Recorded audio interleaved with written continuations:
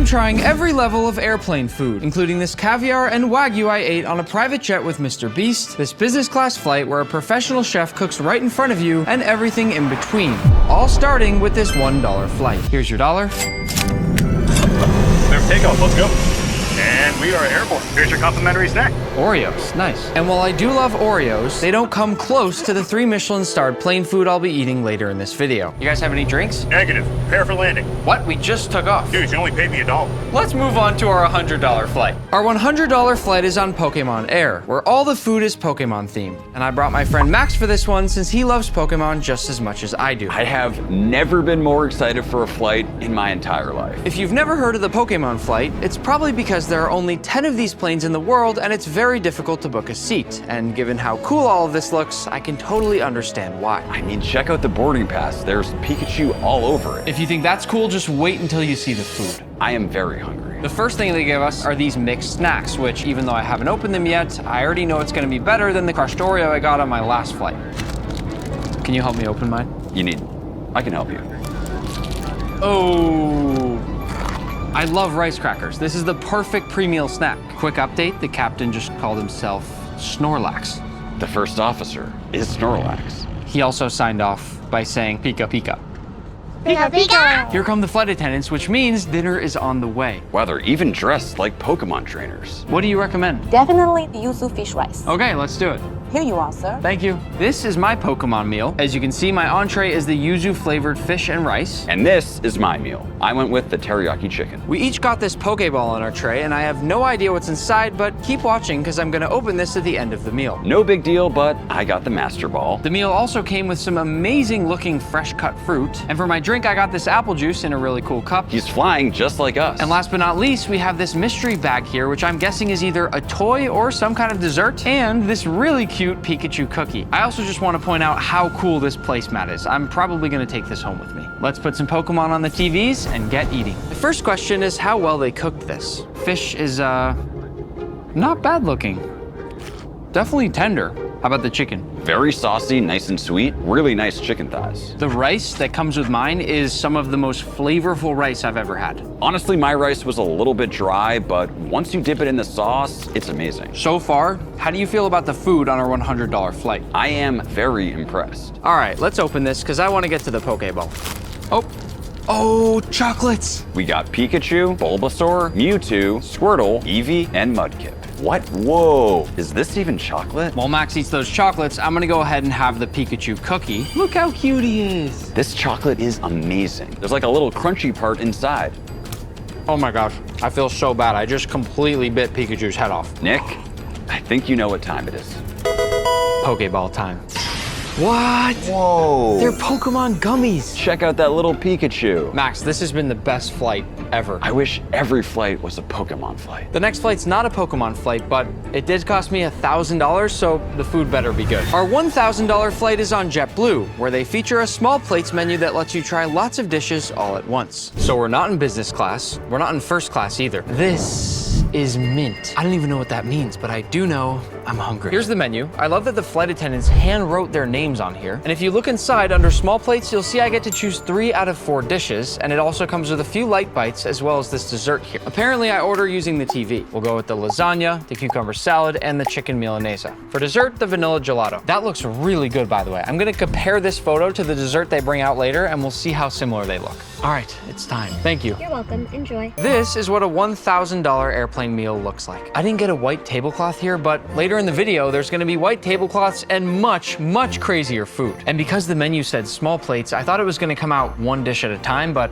I actually like this. Let's go through these one by one. First, we've got this beautiful looking lasagna that's got freshly grated Parmesan cheese on top. It actually looks amazing. Then this chicken milanese, which comes with a fresh slice of lemon. Then a very fresh looking cucumber and tomato salad. This looks like something I would make at home for dinner. Look, there's even fresh basil in here. And our bread. It looks like a pretty normal piece of bread. Wish it was a little more toasted. It also looks like someone poked a hole in it. Let's eat. I'm gonna start with the lasagna. It's got some really nice clean layers to it, and with those layers, I'm getting lots of flavor. Literally, my only commentary about the lasagna is that I wish it was just a little bit hotter. It's a tiny bit cold, but if you can't tell, I loved it. Let's move on to the cucumber salad. They gave me a little packet of salt. I'm a little disappointed that it's not Osmo, but since mine's in the overhead bin, I'm gonna use it on here anyways. And speaking of Osmo, it's my seasoning company that uses the best ingredients in the world and makes your food taste instantly better without you doing anything. And the best part is, it's really easy to order online or pick some up at your local Walmart. So listen to the crunch. The only thing I don't love is that these tomatoes are a little on the soggy side, and I prefer fresh and crisp tomatoes. I saved the best looking small plate for last. This is the chicken Milanese. Like I said, I was very impressed by this juicy lemon slice they put on the side. And look at the texture on that chicken. How did they get it this crispy on an airplane? Let's see how it's cooked. To me, these gaps that you can see here mean that the chicken's dry and maybe a little bit overcooked. But never judge a chicken before you taste it. Now with some of the greens. Yeah, the chicken is definitely overcooked. The only thing saving it is this lemon wedge here, but as Gordon Ramsay might say, this chicken's so dry, it just asked me for moisturizer. Let's move to dessert. Thank you. Okay, let's compare this to that picture from earlier. I would say they look pretty darn similar. It's a vanilla gelato with strawberry compote and devil's food cake crumble. Creative. And what I love is that I can actually see the little specks of vanilla bean in this ice cream. This berry jam in here also looks amazing, and the devil's food cake crumble is very hard, so I'm hoping it'll give a nice crunch. Oh, there are pros and there are cons. The bad news is that the devil's food cake is sort of chewy, which unfortunately almost makes them taste a little bit stale. But the good news is the ice cream has lots of vanilla flavor and the strawberry jam is warm. I'd almost prefer just the ice cream and the jam, but for $1,000, I would have expected a little bit more. But let's keep moving and go to our $5,000 flight on Turkish Airlines, which is known for having some of the best food in the skies for one very simple reason. This guy right here. You see, Turkish Airlines is known for being the only airline with flying chefs on board, which means there's real professional chefs actually finishing and plating your meal right there on the plane. And in a little bit, I'll bring you to see what one of their airplane kitchens looks like. Here we go. Let me just say, the lounge had some of the best airport food I've ever seen. There was homemade manta, which is basically the Turkish version of ravioli. They had Turkish pita, which is very similar to pizza. There was a teppanyaki grill, which means there was this chef doing literal hibachi in the middle of the airport. And aside from the rest of the food and drinks in there, they even had a golf simulator and a flight simulator, which unfortunately made me really dizzy before the actual flight. And now, here I am. The seat is nice, very spacious, lots of room for activities. But the best part, they left me a gift. I'm excited. No way! It's a plane with my name on it. So far, for $5,000, this is seeming very worth it. Thank you. Hot towel. Great way to start a flight. As you know, we're on business class today, so not to flex, but they said this menu is for business class passengers only. Look how big the menu is. I feel like I'm at the Cheesecake Factory. I'm gonna take a look at the menu because the chef is coming down the line right now to take our orders. What are your favorite things on the menu? I recommend today lamb chops. I'll try the lamb chops. The chef took my order. His name's Vedat. He seems really cool. And I got an orange juice.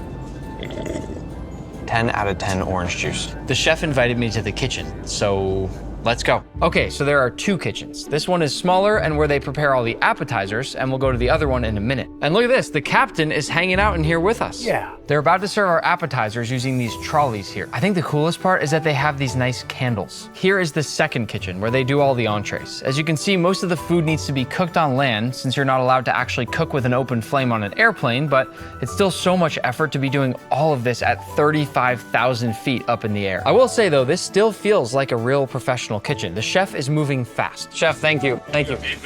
Looks like we're getting our first bite. Here we have some traditional Turkish cheese bread, an eggplant tart, and a meatball. And I even got some tea. Oh, I didn't put the tea bag in yet. Tea tastes a lot better when you actually remember to put in the tea bag. Cheese bread's delicious. The eggplant tartlet is actually my favorite so far. The meatball, a little bit too hard, but the seasoning is incredible. Oh, look, bread. Looks like I actually got two breads. One is a sesame bread. The other is apparently the world's oldest bread. I love the little sack that it comes in. It feels very, very heavy for a piece of bread. Little butter. I don't like it. Too healthy. I'm gonna try the sesame bread instead. This one is much better, and what a great view to be eating a slice of bread with. All right, here come the official appetizers now. You can pick whatever you want from this cart right here. And as you can see, the chef is actually finishing these tableside. I have never seen this on an airplane before. It's like a fancy buffet in the sky. I asked if he could just put a little bit of everything on my plate. I got shrimp, some vegetables, it looks like some grilled chicken, and then there's this salad that comes in this real nice heavy glass bowl. The shrimp, cooked perfectly, which is great because most shrimp is overcooked. The grilled chicken, just slightly overcooked, but the flavor is amazing. Let's move on to the entree. This is the lamb. And the first thing I'll say is that's a huge piece of lamb. I'm pretty sure this is scalloped potatoes, and this is the pepper that we saw the chef plating earlier. This is an insane food to be eating on an airplane. This is so fancy. And I love potatoes like this. They're buttery, creamy. That might be the best thing I've had today. Perfect amount of cheese, not too light, not too heavy, and the potatoes are really thin. I'm pretty hungry and there's still 12 hours left on the flight, so I ordered the swordfish and this ravioli, because why not? The swordfish comes with some grilled vegetables and some mashed potatoes, and it looks like it's on a bed of tomatoes and eggplant, kind of like a ratatouille. That's a good looking bite.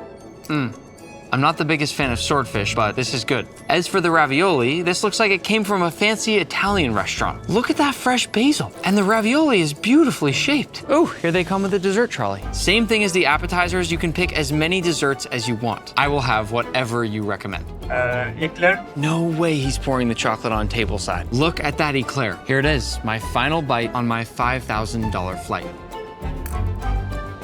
Oh. Look at all that cream. I shouldn't do this, but I'm gonna lick the plate clean.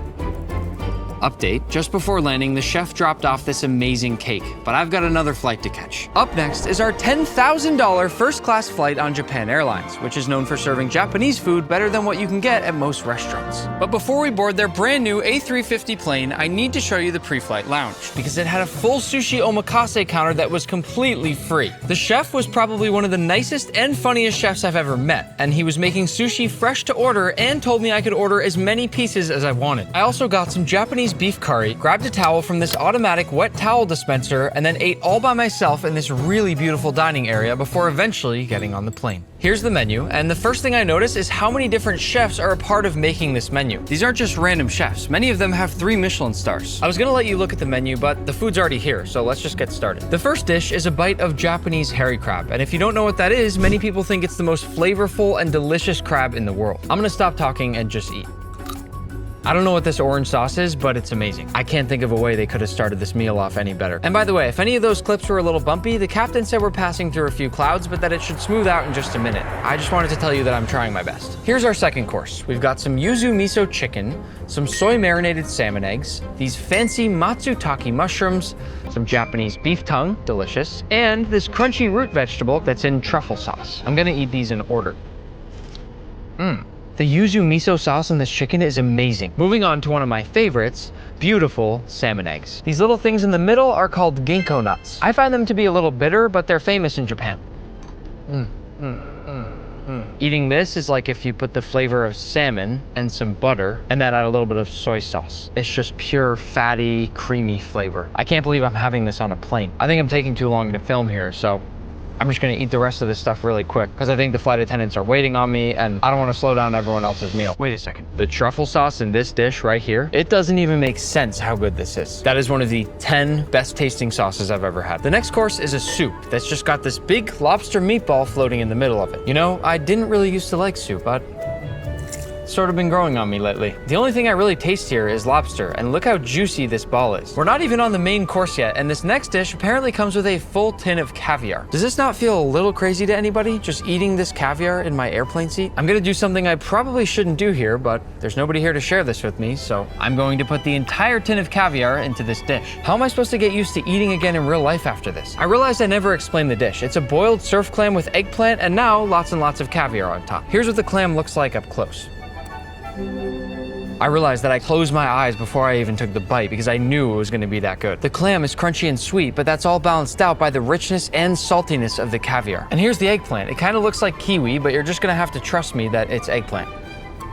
Whoa. The eggplant is the star of the show on this one. Didn't see that coming. This shouldn't be allowed. This is too much. This is what the entree looks like on a $10,000 flight. We've got miso soup, some deep fried tile fish, a side of fancy Japanese white rice, and some pickled vegetables. I'm gonna put some rice on the fish. Beautiful bite right there. And they've done it again. The fish, cooked to perfection. Cooked to the level of any fine dining restaurant that I've ever been to. Can't stop eating. Before dessert, Japan Airlines is also famous for their ramen, so guess what we're gonna do? I did it. And I feel like I should eat this with a movie. I think I'm gonna go with Toy Story. Wait, what? Does that mean I can watch this with speakers that are in the seat? This is them. Look at that. To all of you watching with me right now, we have officially made it. This is the life. Ramen and a movie. What more could you want? There's even a perfect sunset out of my neighbor's window. First, let's try the broth. This is kind of like having that first piece of bread at a restaurant. It's a good sample of how good your meal's gonna be. Ooh, look at how fatty that broth is. It's packed with so much flavor. The noodles are amazing too. The only complaint I have is that I wish I had more broth. I wish every flight could be like this, but they can't. So let's move on to dessert. We've got shaved frozen grapes with salted cream cheese and puffed rice. I have a question. Who likes red grapes better and who likes green grapes better? How about this? Subscribe if you like red grapes and like the video if you like green grapes. Personally, I like red grapes better, so this is a dessert that I kind of wish I could eat every day. I'm gonna go to bed now to get some sleep before my next flight, but just promise me you're not gonna judge me for still sleeping with my baby blanket. True story, I've slept with it every single night since I was born, and my life goal is to go to bed with it every single night for the rest of my life. And that brings us to our final flight, which is technically priceless, because I'm flying on a private jet with Mr. Beast, where we'll have a multi-course meal cooked by the former sous chef of the #1 restaurant in the world. Oh, hey. Hey, chef. I'm Chef Andrew Black. I've got a 6-course menu for you today. Every course has got chocolate in it. It's really delicious. What kind of chocolate? Feastables, of course. Okay, I was about to jump out the plane. I gotta run back to the kitchen, but I'll be right back with the Sounds first good. course. Okay, let's go. 6-course Feastables meal. Hey guys, how you doing? Captain. Good. Welcome aboard. Nice to have you with us today. We'll be cruising at 45,000 feet, about 2-hour flight over to Boston. Okay. And welcome aboard. If there's anything I can get for you, don't I hesitate to am ask. terrified of planes. Have you ever been in a plane wreck? No. Why would you pause? Why would you ask that before we're about to take off? By the way, I hear that you guys have some great food. If you have any extras, bring it up to the Okay. flight deck. We'd I love it. mean, say All no more. Thanks, guys. Thank you. Thank you. If Bye-bye. there's turbulence, no food. Okay. First course. Whoa. Your first Wait, he's course? getting right into it. Is a milk chocolate tart with imperial Ocetra caviar and market herbs. Thank you, chef. Enjoy. Thank you.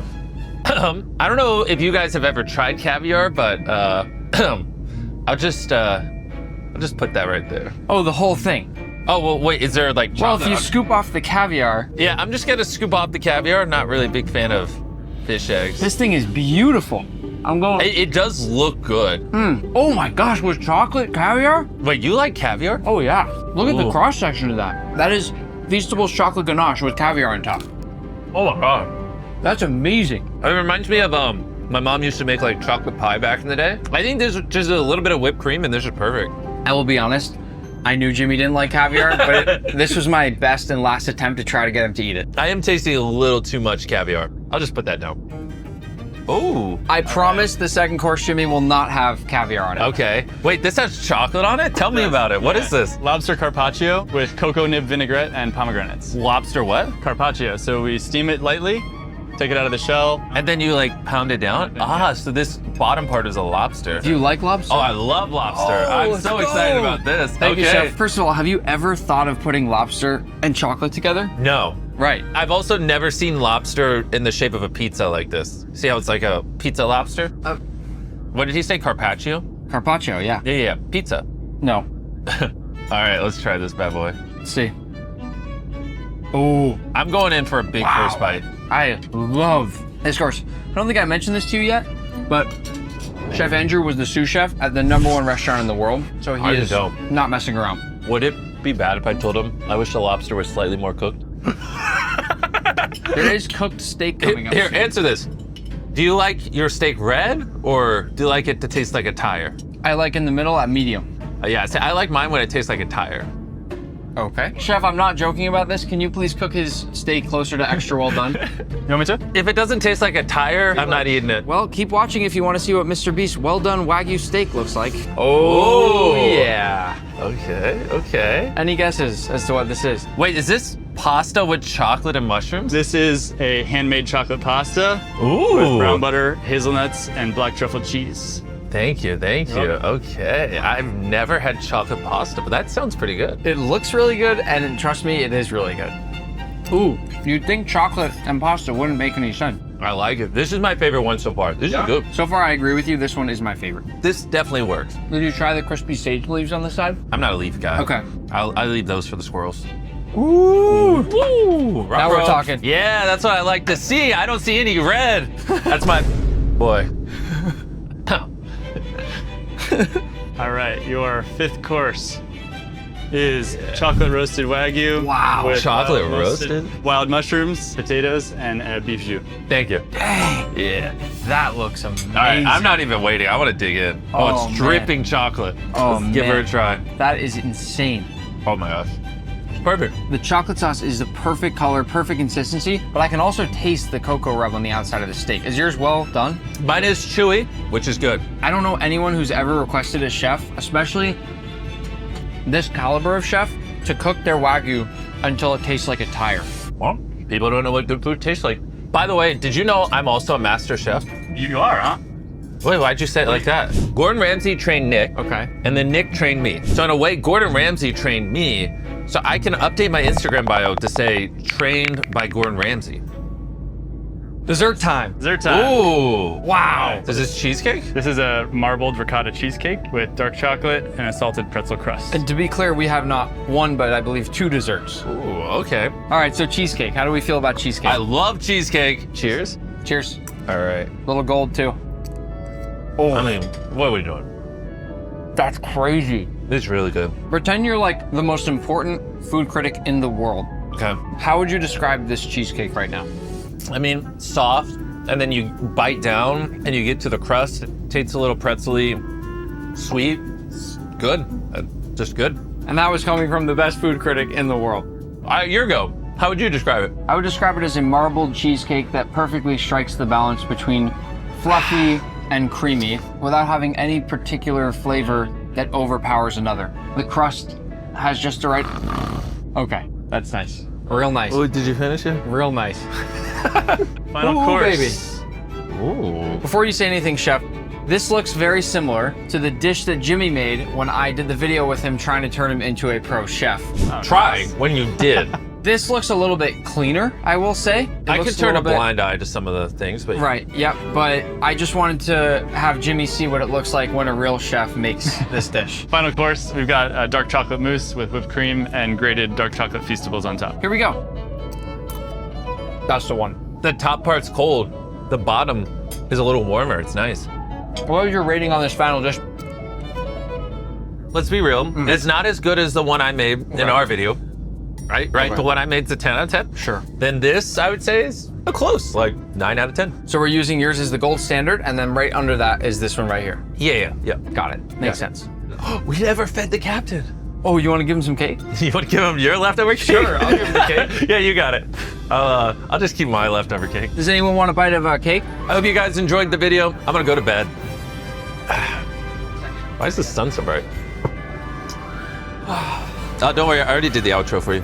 Oh, good. Perfect. Then bye, guys. Food critics come in many shapes and sizes. Some, like Anton Ego from the movie Ratatouille, are harsh and intimidating, while others, such as Anthony Bourdain, are kind and thoughtful. But then, there are Yelpers, the most ruthless critics of them all. Check out this review from Caleb. They was closed. 1 star. You didn't even eat at the restaurant, Caleb. In this video, I've collected the craziest 1-star Yelp reviews I can find and brought along a few friends to help me put them to the test. Dennis is a health inspector who's going undercover today, and Pete is my brother who loves food just as much as I do. We're starting here at a Chinese restaurant called Pan Asia, where Xander said, "I do love Chinese food, as long as it's made by humans. But I must say, the poo-poo platter looked more like a poo-poo platter, like my dog made it, if you know what I mean." He also attached this photo. Who attaches a photo like this to a Yelp review? Yeah, it's not good. While these guys taste the poo-poo platter to see if Xander means business, I've had Ryan Trahan, the king of 1-star reviews, help me come up with a few simple rules for this video. First, you must leave an honest 5-star Yelp review at every restaurant you visit. And second, the restaurant that wows you the most must receive a trophy at the end of the video, because everybody loves trophies. Good luck, Nick. What do we think, guys? It's not so bad visually. Honestly, the chicken's actually charred to perfection and seasoned pretty well. It's quite tender too. I like the egg roll. Is it crunchy? Mm-hmm. From a health inspector standpoint, the food's all nice and hot, Everything is overcooked, so I would assume it's cooked through. but I really like the chicken, and the fried food is extremely crunchy. The seasoning's good, the crisp is there. I think we have enough to write a review.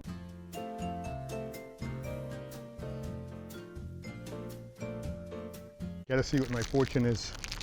A lifetime of culinary adventures is coming. We've made it to Natalie's Pizza. Allie says there are only 2 things that happen when you enter Natalie's. 1, you get into a fight. 2, you get food poisoning. That's all. You better have your dukes up when we walk in there. I'm ready. Andrew said, there should be rules concerning how one can make a pizza. This place used canned mushrooms like they just learned how to cook. What an insult to my taste buds. Apparently Andrew likes fresh mushrooms. As you can see, they don't just serve pizza, they also have hot wieners. And Theo said, I ordered a hot wiener and it was a Walmart wiener. What's a Walmart wiener? I'm assuming he means they just bought it at Walmart. Yeah, I don't know. This is cool. Hello. Oh, we're just picking up. Thank you. How about here? Let's eat some pizza. Wow. It's like picture perfect. Looks really good. It gives me almost like throwback vibes from like the school cafeteria too. Let's see. Same thing. It's like perfectly round. You're gonna get in a fight with Dennis hitting him with the box like that. There's the fight we're talking about right there. It's a great slice. It's hot, it's greasy, but not too greasy. There's nothing dripping off my pizza. I would have liked this cooked a little bit more, but I like the crust. There's plenty of cheese. It doesn't look like any sort of canned sausage, canned pepperoni. This looks like a legit piece of pepperoni right here. It's a damn good pizza. I'm actually gonna dive into the wieners. We need to see whether or not they're Walmart wieners. You know, a hot dog is not supposed to be aesthetically pleasing also, right? I mean, you're not gonna open a hot dog and think, wow, that's the most beautiful looking hot dog I've ever seen in my life. It's all about the taste. For me, it's the snap. I like the snap. The snap. I'm actually going to pull out the dog to see if I think it's a Walmart wiener. How would you know? I looked at a photo of the wieners they serve at Walmart. This doesn't look as dark in color as those ones. It is almost a neon orange. So I'm actually going to go ahead and say I don't think it's a Walmart wiener. We're pretty hot on the pizza. The wieners, It's not great, it's not bad. Wouldn't start a fight over it. I think we have enough to leave a review.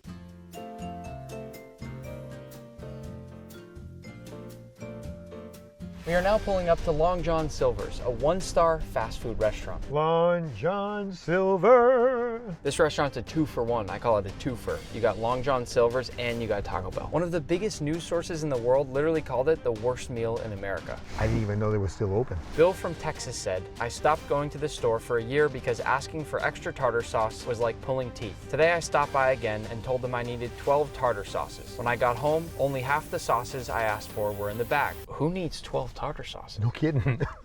Another review came from Phil, who looks a lot like a fisherman himself. Yeah, he could be on Wicked Tuna. I would buy fish from him. He said the fries were so overcooked and tough that not even his tears could soften them.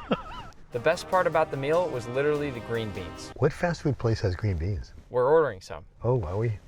Lauren said, I have been sitting in the drive-thru behind 2 cars for nearly 30 minutes. 30 minutes? Who's got that kind of time? We gotta see if the fast food line takes 30 minutes. Let's do it. Thank you for coming to Taco Bell. I'll help you. Yes, hi, is Long John Silver's open?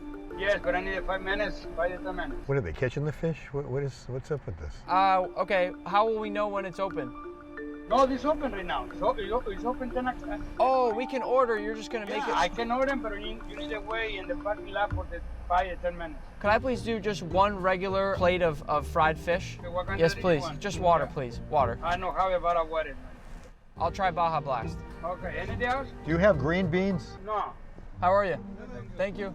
Oh, can we have 12 tartar sauce, please? Sure.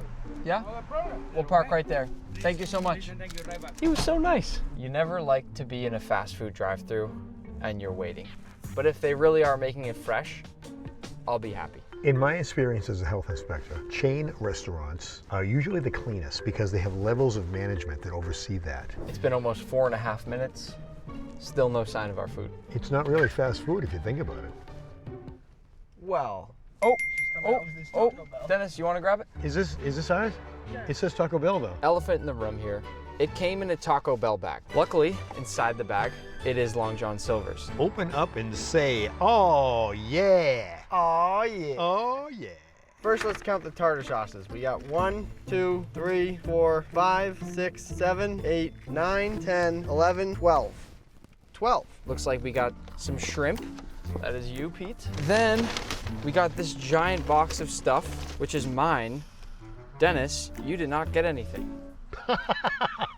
They did not put Dennis's food. Might be a blessing. But I must say, this actually looks really good. In fact, this piece of crispy golden fish right here is kind of remarkable. Dennis, we can share. The tartar sauce does look like mayonnaise. Actually, it's pretty good. Wow, I think that might have been one of the best bites of fish and chips I've ever had. I think he was being honest about cooking it fresh. The fish on the inside, it's buttery. Flaky. Yeah. Is that one also ours? Thank you. Check out what's in that. What is going on? I have no idea. You can't make this up. That's not our food. Oh no.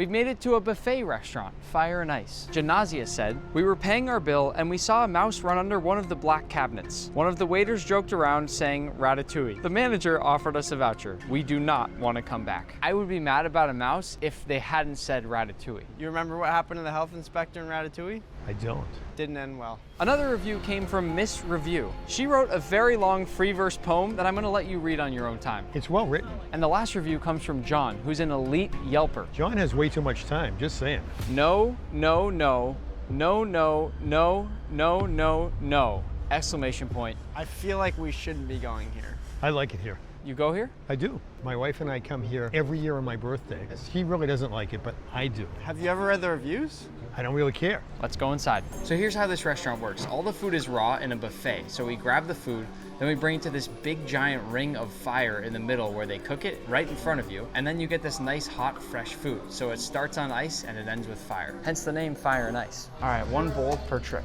I'm gonna go a little fried rice, baby corn, a few pieces of zucchini, a little bit of marinated chicken, and I gotta top it off with a full glizzy. And we'll have to see what they do with this. Oh, there you go. Wow, I love this place. They may get the trophy. Thank you. What about when I chop it? You can do whatever you want.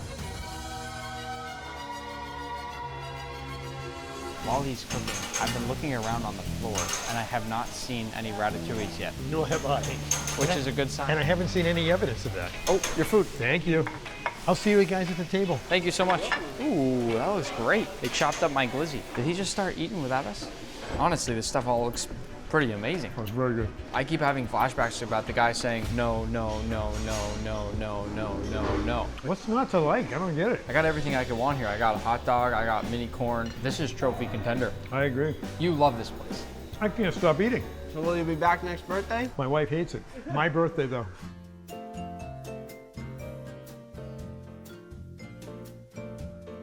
I'm back to my childhood days at Dave & Buster's. What's G says, crap food. Gordon Ramsay couldn't save this kitchen, so go have some drinks and laughs with your crew, ...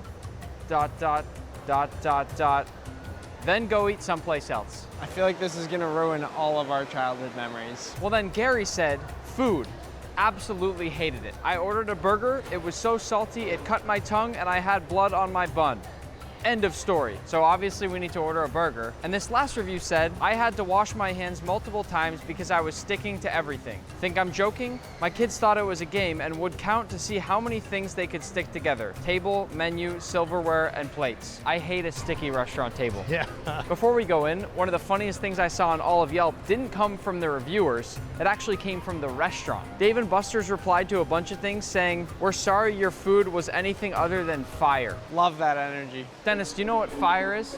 I do. What is it? It's the best. Riz? No, I don't know Riz. You do have the Riz though. Okay. Hope it's good. Dennis, you've never been here either. No. Oh, did you guys hear the stickiness just now? That review might carry some weight. Look at the photos on the menu though. They look really, really good. What is that about? That s'mores cheesecake is good. Should we get it? More cheesecake? We'll do 1 mozzarella sticks because you can't not at Dave & Buster's, I feel like. 1 burger just to share. What is the grape chill? It's kind of like a slushy. What are you, 12? I'd like a grape chill, please. Let's do the pretzel sticks and we'll call it a day there. Before we sat down to eat, we obviously had to play a few arcade games and try to win some prizes. The lowest rank? I'm sorry to do this, guys. I have to do it right away. Mozzarella stick. Pull it.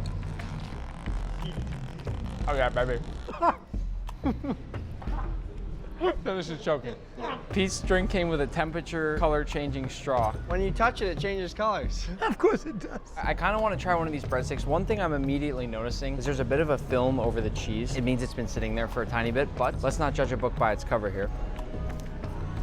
The cheese sauce is more complex than a normal cheese sauce. That's actually really good. That is a mean looking burger. Huge bite. That's really good. The seasoning on these fries reminds me of the seasoning on Cool Ranch Doritos. It's very well done. It's evenly dispersed. You can see it. You can taste it. I like it. Looks like a perfectly golden brown melted marshmallow. Oh, yes. Yeah? Mm-hmm. Coming into this place with the reviews, I legitimately thought it was going to be one of the worst places we ate at this video. But I think this is in contention for the trophy. Let's leave the review. Let's.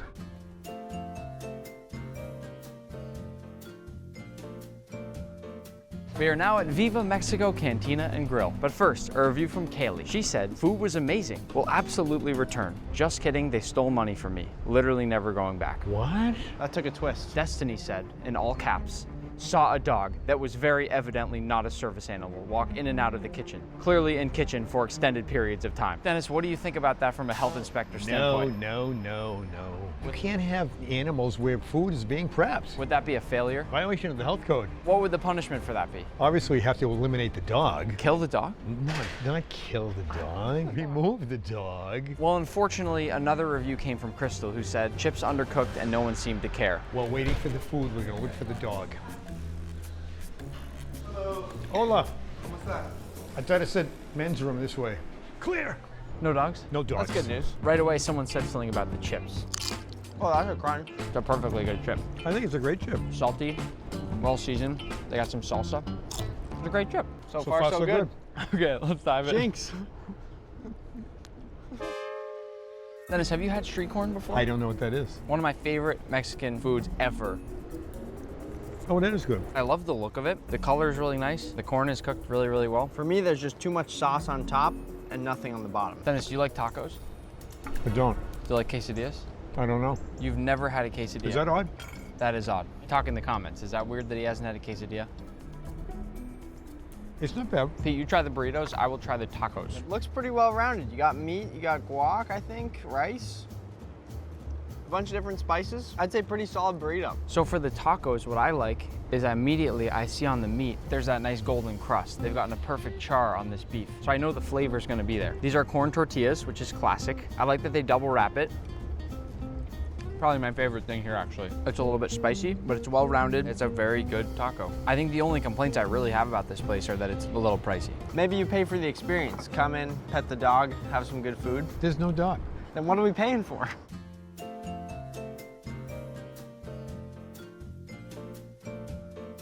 We traveled a long way for this place. It's called The Melting Pot. It's a fondue restaurant. And Ginny's review says, fondue? More like fondant.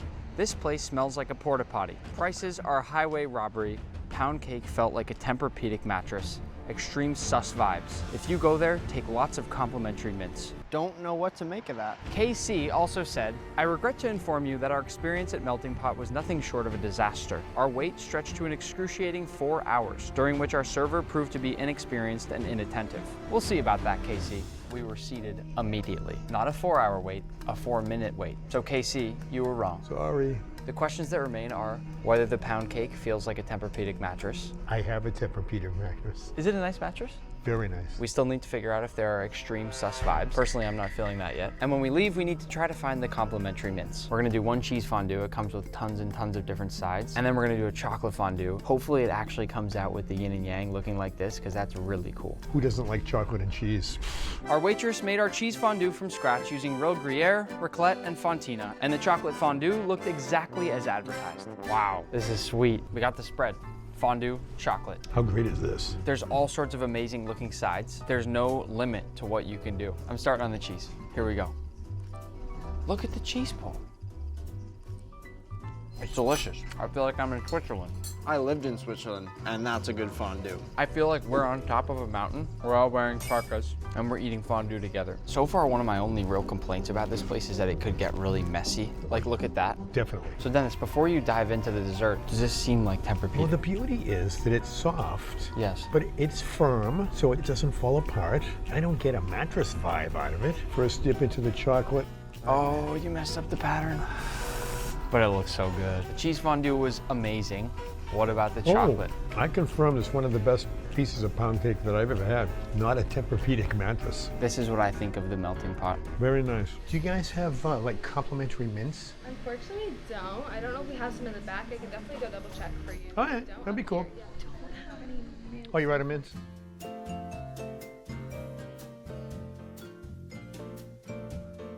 We came back for the best restaurant that wowed us in this video, and you guys won.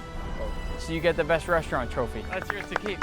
Thank you so much. Thank you so much, Jake. Disneyland claims to be the happiest place on earth, but that can't be true unless their food is good. Today, we're headed to Disney to try all the fan favorites. Pineapple Dole Whip, churros, pickled corn dogs, and even something called blue milk. We'll eat it all. Before we go, we are gaining rapidly on Gordon, so make sure you go down and hit that subscribe button. I happen to know that about half of you watching aren't subscribed, so go hit that button now. Let's go. We have made it to Disneyland, but now it's time to taste as much food as we possibly can. Let's go. Nick, can we go on the train?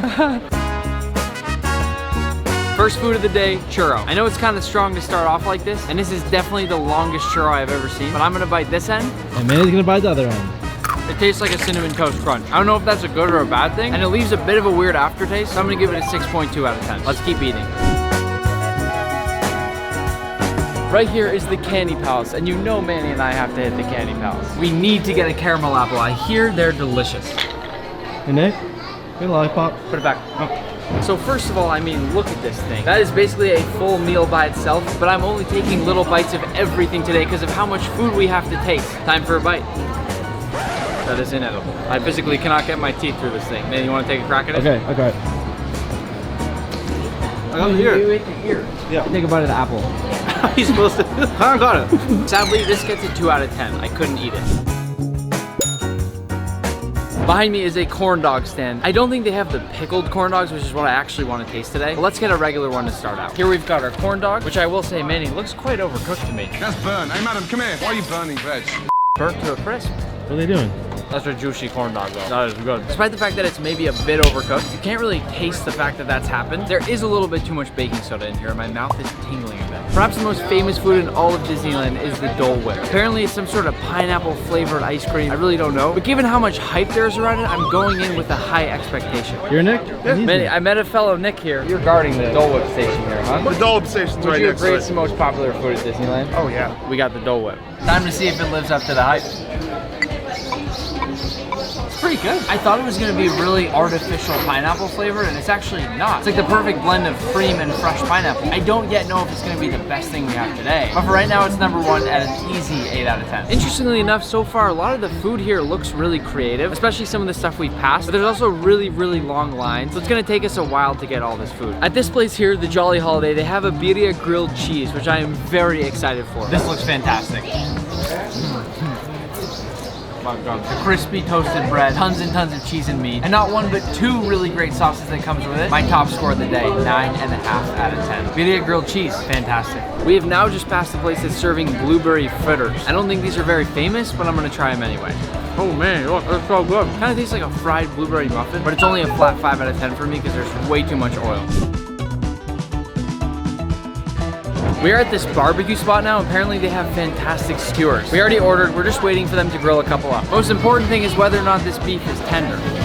Oh my, it's a little peppery, but that piece of beef is more tender than some of the Wagyu Manny and I make. And we make a lot of Wagyu. This here is the burger of most people's dreams. Oh my god, it's good. Manny's favorite, we got a big, nice piece of, this is, I don't know what this is called, I should know this. Not gonna lie, we're starting to get a little bit confused about what exactly we're cutting up here, but we're just doing our best. As for the chicken, it's very dry. The beef might be an 8 out of 10, but the chicken is a flat 3. There's also this refreshing looking slushie called the Jungle Julep. Wait, that's really good. This tastes like a slushy version of a Starburst, or maybe Skittles. It's super refreshing, but maybe a little too sweet for me. 7.8 out of 10. Time to ride some race cars.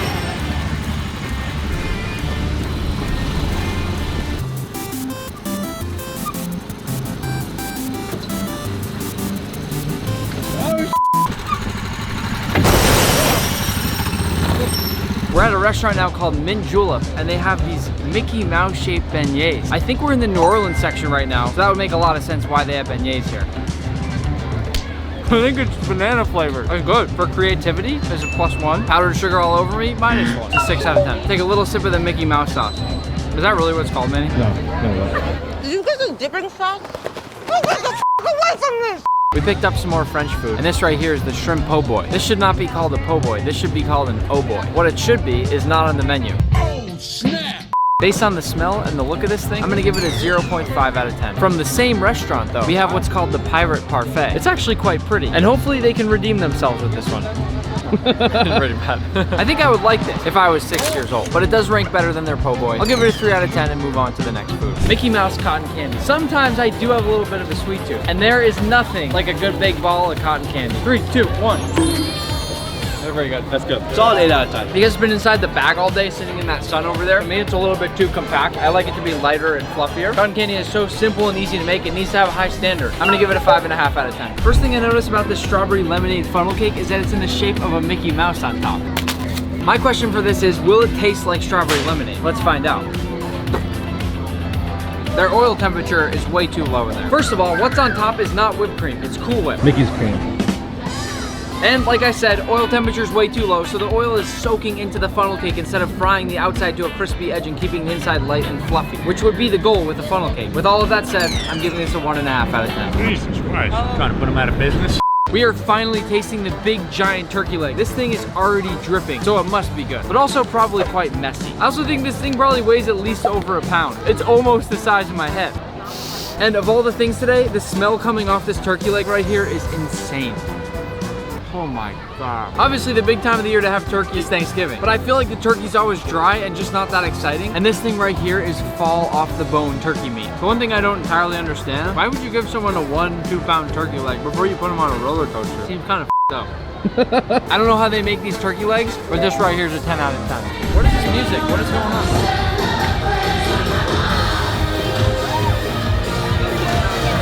This has to be one of the weirdest restaurants I have ever been inside. We got a few mozzarella sticks. Let's test if they have a nice cheese pull. They also have this summer strawberry float, which is basically just a Sprite with a bunch of strawberry ice cream on top. I had to come outside because it was way too loud in there, but the first problem here is that I can't even pull the spoon out of it. I got it. I got it. Basically just tastes like a mixture of strawberries and cream. And if you shake it up a little bit, it gets really creamy and foamy. Somehow this has turned into one of the better bites of the day. I'm gonna give it an 8 out of 10. As I'm sure you know by now, we've eaten lots and lots of food today. But we're now at the Harbor Galley restaurant where we're gonna get a lobster roll. Did I come here today thinking I was gonna order a lobster roll? Nope. But being from New England, if anyone knows a good lobster roll, it's me. I'm gonna unfire Manny, this is so good. Larry, I'm sorry. It actually smells okay, but we are not off to a promising start by the look of this thing. What they lack in the fresh lobster, they make up for in the seasoning. It's almost got a sort of Cajun spice to it, which I sort of like. It's a good 7 out of 10 lobster roll. But we're on to the most famous sandwich in Disneyland. This restaurant here has a 3-month wait list. And the famous thing to get here is the Monte Cristo sandwich. It's basically just a deep fried ham and cheese sandwich. It smells really good and I hope it tastes even better. I know this sounds crazy because I never do this, but this is better than the turkey leg. And that got a 10 out of 10. So I've got to give this one an 11.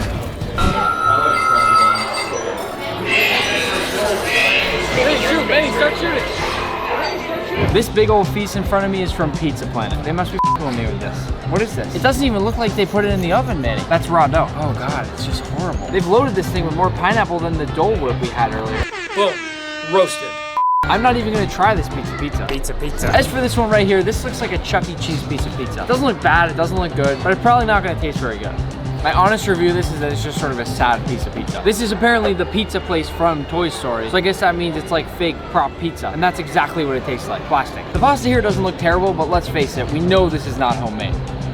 It's a pretty simple Alfredo sauce, but it's very, very well seasoned. Fettuccine Alfredo. Time to carbo load. I'm not even gonna try a piece of the chicken with the fake grill marks on it. 2 out of 10 for the pizza, but a 4 out of 10 for the pasta.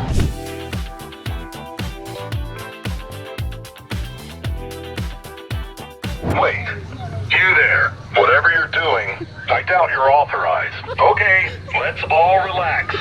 We are now in the Star Wars area, and what we have right behind me is what I've been waiting for the entire day. It's the famous blue milk from Star Wars, and apparently it's fantastic.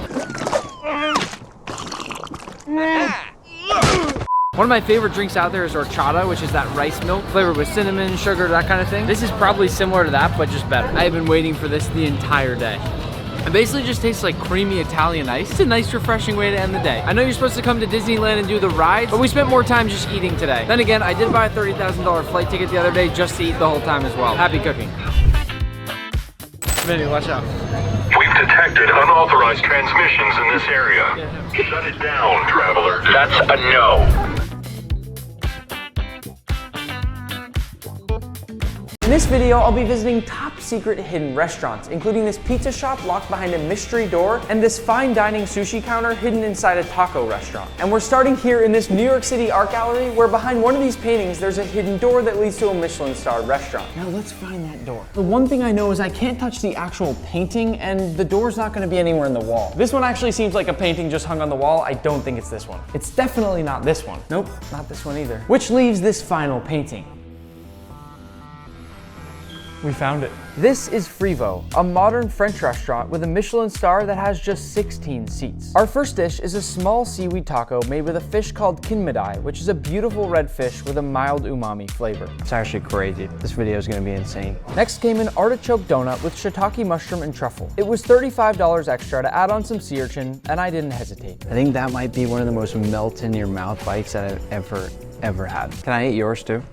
The next dish was a delicate cuttlefish pasta, which is sort of like squid. And then we paused for a very unique bread course, which got me really excited for the rest of the meal. Whoa. I love how different this is from a normal bread course. It's very simple, but it makes you want to dive in for more, and I love it. They served a Spanish shrimp dish with beet and tomato, and then a carrot dish with almond foam and a carrot orange juice. The thing is, I don't really like cooked carrots, but probably the best carrot that I've ever had. Like, this is a dish where I have to lick the plate clean. The last two dishes before dessert were a sea bass cooked over a Japanese charcoal grill. I also added on the optional caviar, and then we got this Iberico pork that was melt in your mouth tender. It's the most pork-flavored pork that I have ever had. That brought us to dessert, which started off with a rare 3-year aged cheese that's impossible to buy in the United States, and it came with a honey truffle ice cream. And the final dish was chocolate with coconut, wasabi, and white chocolate. Damn.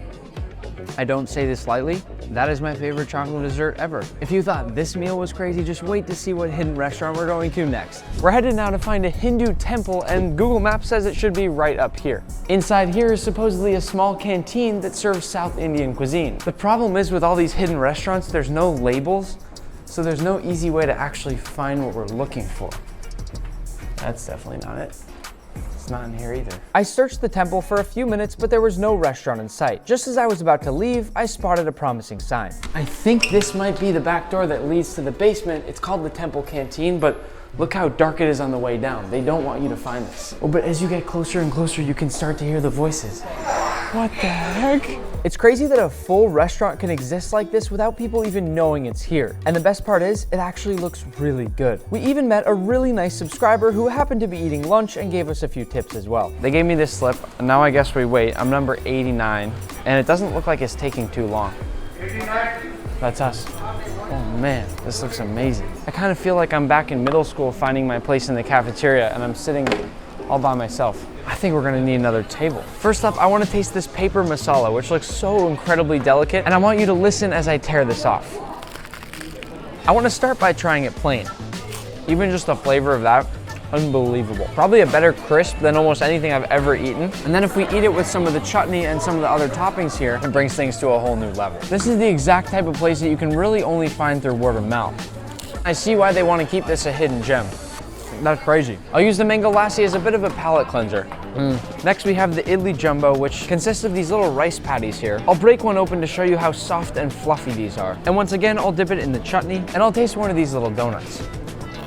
Finally, we're moving over to this rava masala, which up close looks a little bit more like some sort of spider web. Just look at how much care goes into creating something this delicate. Oh my God. So they strategically placed this sign here after you've checked out the temple to tell you that it's in the basement. It's a backward sign. There's nothing on the other side.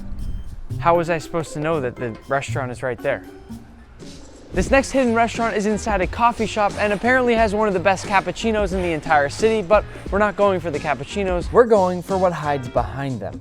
Wow, I can't wait to try and find this place. I feel like we should get a coffee first. While the barista made me an incredible cappuccino, I took a look around for the secret door, and after I didn't find anything, she gave me a tip. Try to put the door in the corner. The door in the corner? Yes. Here you go. Oh, thank you. All right. Wow. This is bathtub gin. a 1920s speakeasy named after the fact that during the Prohibition era, when alcohol was illegal, some people would literally make alcohol in their bathtubs. Oh, it's actually really nice. To fit the theme, there are literally bathtubs everywhere in this place. But luckily, they don't make their drinks here in a bathtub. So we are sitting back here at what's called the Mafia table, because if you look up on the wall around it, these are all different Mafia members from during the Prohibition era who probably would have broken the rules. We ordered about half the menu, so I've got a ton of food to taste as well as a few mocktails. The whipped labna is drizzled with brown butter and topped with a selection of pickled vegetables and looks to be the perfect way to start out our meal. It's beautiful, fresh, and delicious. I have to dive into this beef tartare. It's done with a smoked fish sauce, caviar, and an egg yolk jam. Let's take a nice big scoop. That is ridiculously good. And it also just makes me want to eat a lot of these for the sound alone. This next one here is a truffle agnolotti, and it's definitely the most fragrant of the dishes we've had. Just when I thought the beef tartare couldn't be beat, this one is my new favorite. Before leaving, I had a few deviled eggs and some baked oysters. Just so happens Oysters Rockefeller is one of my personal favorites. My flight to LA takes off in about 2 hours, but we've got one more stop to make. We need to take the subway to get to the airport anyways, and there just so happens to be one last secret spot here in New York in a subway station at 28th Street. I read online that if you don't go all the way down the subway station here and instead stop at this black door and knock twice, we should be let in. This is La Noche, a subway speakeasy and tapas bar with a 1,500 person waitlist. Here we'll have just a few light bites given we have a flight to catch, and I'll start with this drink called the Tokyo Rose. This is a citrusy, floral, aromatic drink that hits the spot and is just what I needed before diving into some of this tapas. And I'm immediately drawn to this tuna tartare, which is served with a spicy mayo and yuzu lime, and it even comes in this fun ice cream cone wafer. This, I can safely say I'd choose over an ice cream cone any day. In fact, someone should open an ice cream shop that serves tuna tartare instead. Before our final bite, I'll have this mocktail, which is called the Placebo Effect and has blackberry preserves and ginger beer. Probably my favorite drink we've had so far since we started this journey. The final dish is this bruschetta caprese with ricotta cheese. Oh my god. Nicely toasted bread, perfect amount of garlic and onion, and that creamy ricotta cheese ties everything together. But I think I hear a train pulling up and we've got to catch that flight. We've made it to LA and our first restaurant is in a random person's backyard. According to Google Maps, it should be somewhere right up here, except for the fact that all these houses look kind of the same. I can't believe there's a restaurant here. I feel like I'm trespassing right now. This restaurant is called 106 Seafood Underground, and it's an award-winning ceviche restaurant in someone's backyard. From the front of this place, you'd never actually realize how much space they have back here, but it makes sense why it's so popular. They have an amazing setup in their very own backyard. I'm Sergio Peñuelas. I'm from Mexico. I'm running this business with my wife for 5 years. And weekends, especially Sundays, line is 2 hours. On the side of the road. Yep. This first dish is called robalo. It's a fish called a snook. What we're gonna do is take these tortillas, which are extremely hot, and then I'll take a nice big piece of this fish and layer it into the taco. Then I'll get a nice few scoops of these grilled onions, spoonful of this verde sauce, drop it into my taco. Time to taste. It's amazing. The flavor is crazy, but very, very simple and super, super fresh and bright. Really good. I know. For this next dish here, we have langostinos, which have this incredible sauce. I need to first make sure I get plenty of that sauce all over my langostine, because I know this is gonna be good. I'm gonna use my hands to pull out some of that meat. Ooh. It's so big, it almost actually looks more like a lobster tail than anything. I'm gonna need to find out from Sergio what they put in the sauce. No, I hear you, no. They have concentrated so much shrimp flavor into this dish. This next one here is a green apple ceviche. It's got some shrimp in there. I watched him make this one and it looked so incredibly fresh. I'll take a nice scoop of that shrimp and apple and a bit of the avocado, which seems to have some tahini on top, and oh yeah. I've never had ceviche before with green apple in it. That's not traditional. Why do you put green apple? Marination. What I think I like most about having that green apple in the ceviche is the fact that you get such an incredibly good crunch. And even though that ceviche sits there for some time to let that shrimp cook, the apple stays just as crunchy the whole time. Our fourth dish is called borrachos, which translates to drunk shrimp because they use tequila in this dish. What I love about this dish is that they leave the heads on, which is probably my favorite part of any shrimp. I'm gonna eat the tail, and then while I'm chewing that, get out all that incredible flavor and juice from the head. Before we go, I'm just gonna quickly use their bathroom, which for me feels crazy because it is literally inside their house. Let's head to the next spot. Our next restaurant is behind a random gas station, and it's got a pretty tricky entrance. Here it is. Upscale, casual attire required. I hope that I fit the vibe today. Hey! Hello! Welcome to Lock and Key. Whoa, this is crazy. So to get in, I have to find the right door handle that's going to let me through this wall somewhere and into this secret restaurant. Can you just help me start testing some? They all look the exact same. This one made a sound. Nope, that's not doing anything. There are over 250 door handles in here, so I'm not sure how I'm supposed to figure this out. Nick! Oh my God. Lock and Key is a fast-paced cocktail bar behind a very hidden secret entrance. Our first bite is a pepperoni Sicilian pizza, and I must say, these are by far and away my favorite type of pepperoni. When I think of what I want in a pizza, this is it. It's got that perfectly crispy cheese on the edges, that beautifully toasted pepperoni, and of course, some nice melty cheese. Listen to that crust. This next dish here is a birria pizza, and that makes total sense given how famous birria is in all the taco trucks here in LA. It's topped with mozzarella, onions, cilantro, and lime. I would have told you before I came in here today that birria could never work with a pizza, but it's creative, juicy, and delicious. Next up, we have a Chicago-style deep dish pizza. Now, being from New England, I've always been more of a fan of the thin crust pizza, and it's gonna be hard to beat that first one, but let's see how this goes. Oh my. The crust is buttery and flaky, almost sort of like a pie crust. For dessert, we have quite the treat. This is a deep fried PB&J. In all my years of cooking, I have never seen anything remotely like this. And I can tell just by looking at it that there's gonna be an insane crunch. That's really good. This one gives you all the best things about a PB&J, plus one of the best crunches you'll ever have. We finished our meal with a giant punch bowl mocktail. I'll never say no to a good mocktail, but we've got to go catch a flight to Miami where we're gonna see our most exclusive hidden restaurant yet. Hidden behind this ordinary taco stand is Hedon, a Michelin-starred restaurant with some of the best sushi in all of Miami. It's so exclusive that they wouldn't even let my cameraman in, so I'm filming this one all by myself. The chef started out my meal by preparing some fresh, hot sushi rice. He then presented some of the different types of fish I'd be having today and began grating some fresh wasabi. He even brought out a whole tuna loin, which looked a lot like a big block of Wagyu, and carved it to make the first few pieces of nigiri. I don't think my mouth has ever watered this much. He then gave me this buttery, flaky fish topped with caviar that completely blew my mind, and when I told him I liked sea urchin, he even made me a special uni toast that I ate in one bite. There was even a Wagyu course that had been grilled to perfection. I waved goodbye and headed out for the flight to Chicago. Our second to last stop will be this jewelry store, where inside there's supposedly a hidden gem. Oh my God. Should I try on some jewelry?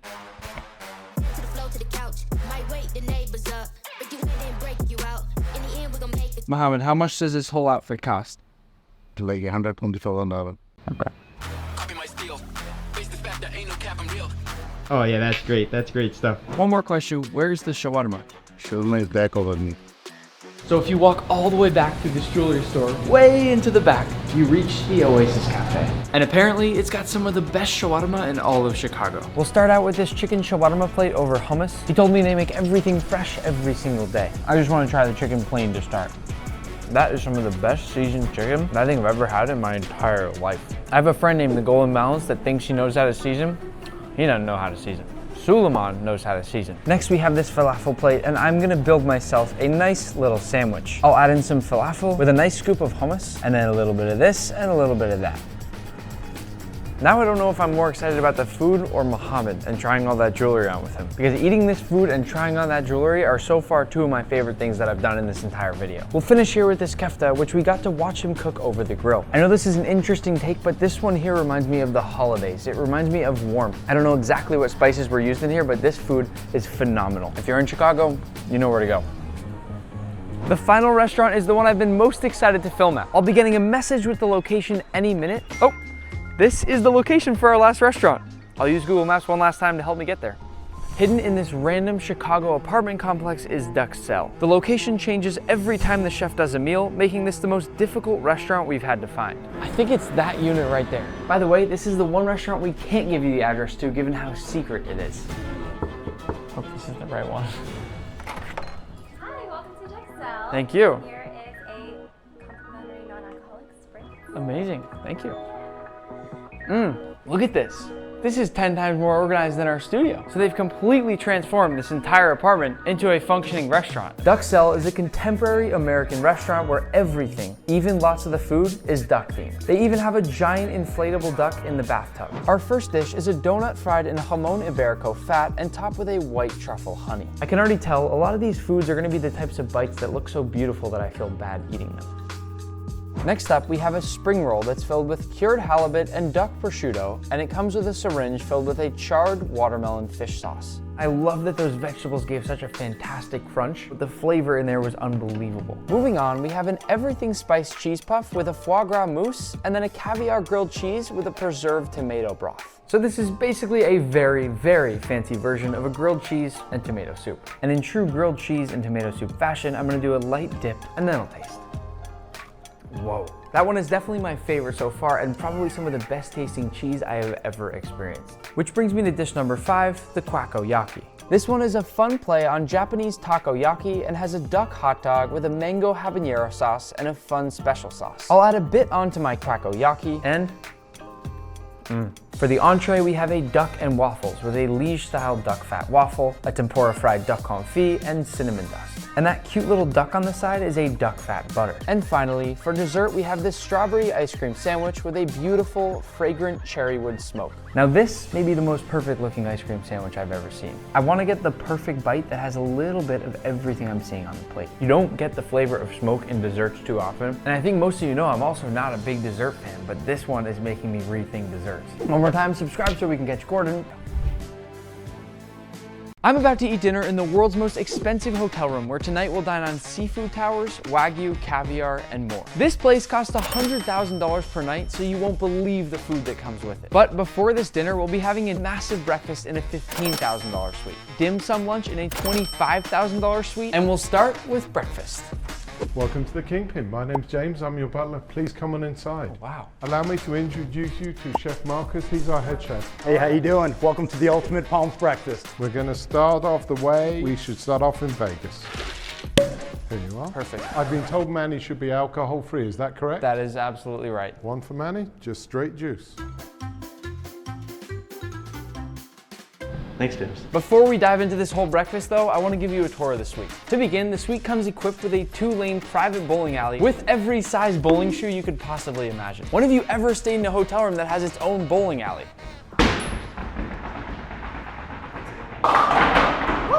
It also comes equipped with its own pool table, and probably the coolest part of this entire suite, the bedroom.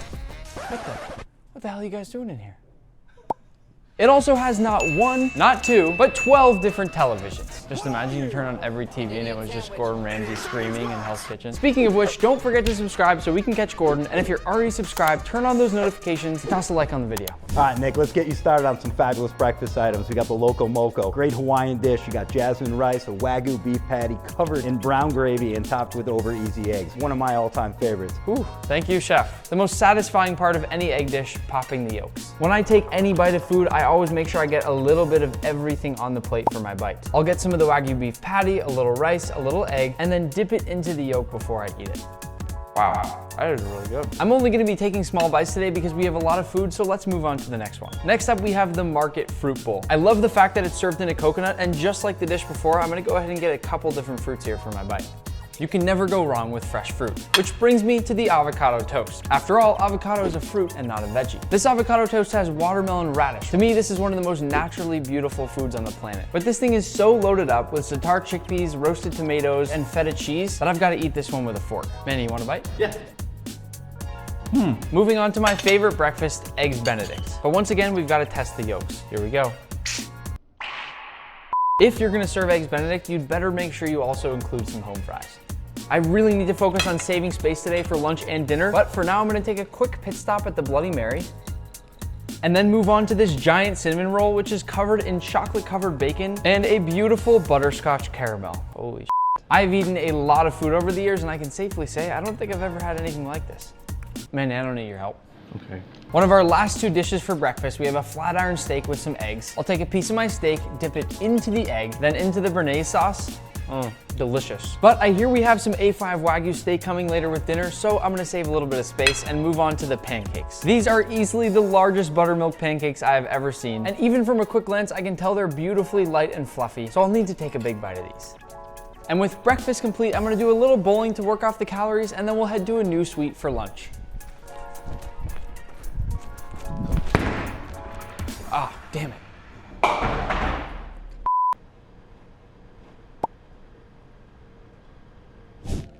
We're checking into a new suite because it's time for lunch. Welcome to the Hardwood Suite. You know a room's gonna be good when you can hear an echo. This is a 10,000 square foot suite, and the star of the show in this one, the basketball court. And it looks like Chef's almost finished preparing our lunch, but why don't I give you a tour first? If we head out of the basketball court, we are ultimately brought into this little hallway here, which does have these super high ceilings for any NBA players that want to rent this place out. And this brings us into the bathroom and changing room. Damn, these are really tough stalls. Which now leads us into this locker room. Keep in mind, this is all still private and part of our hotel room for the day. This room here might not look like much, but this is the butler's quarters, and it also comes complete with a hidden secret room. Can you tell where it is? Nick, you gotta check this out. This is so cool. Come on in. Come on. Ooh. Hey, Nick, let me out. And you can't miss checking out the master bedroom. As you can see, we've got a very comfy bed and a beautiful bathroom with a giant bath right here and a steam room in the corner. And then if we come back past the entryway, we head on up these stairs. We have one of these super cool mirrored rooms, our very own poker table, another pool table, and then a few tables so you can watch the basketball games. And you can't forget about this massive living room complete with a bar, a dining room table, and lots of cool art. We're having a beautiful lunch of dim sum from Tim Ho Wan, a restaurant that originated in Hong Kong and won a Michelin star for their affordable dim sum. I'm still a little bit full from breakfast, so Manny, I'm gonna need your help on this. Really? I think I'm gonna start off with a pork bun because that's what they're known for. This is chicken feet? Yeah. Oh, I'm gonna eat this. Just listen to the crunch as I open this thing up. This right here, this is what they're known for. This is really good. It's got every single texture and flavor you could really want in a food. It's got that nice golden brown shell on the bottom. It's soft, it's fluffy. That sugar coating on the outside gives some sweetness. And then once you break it open, it's got that hot pork inside, all with this beautiful light barbecue sauce. Given how good those pork buns were, I'm gonna try one of these lava custard sesame balls. Oh my gosh, that is amazing. It tastes like mochi. It's super crispy too. Next up, I'm gonna try one of these shrimp shumai. Look at how perfect and delicate the crimping is on these. And I'll bet they taste even better than they look. Wow, that's really good. Yeah, it almost has more shrimp flavor than actual shrimp. Oh my God. I've actually never tried a chicken foot, but I'm always into trying new stuff. Oh, that's spicy. Was yours not really spicy? No. Oh man, I'm such a baby with spice. Whew. I'm still working on my spice tolerance. While Manny enjoys some of these cucumbers here, I'm gonna go ahead and pour myself a cup of tea to wash that down. You definitely can't have dim sum without having a pork dumpling. Super flavorful dumplings. And to finish, while I let Manny go to town on this beautiful Maine lobster, I'm gonna go ahead and have a few of these beautiful wok fried noodles with barbecue pork. Manny, how is the lobster? It's super unique. It's got some ginger, some scallion. It's delicious. We'll finish up this dim sum meal with a few bites because dinner's only a few hours away. And in the meantime, I'll let Manny crack into our chocolate-filled dessert for a surprise inside. Macaroons for dessert. Oh, so hard. Manny, give it your best shot. All right.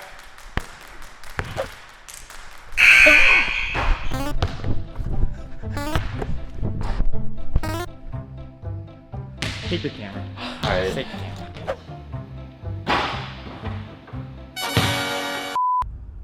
We are about to enter the world's most expensive hotel room, and I have no idea what lies behind these doors. Let's go. Hey, James. Welcome. Before you come in, there's one big rule. You're just about to see $33 million worth of art.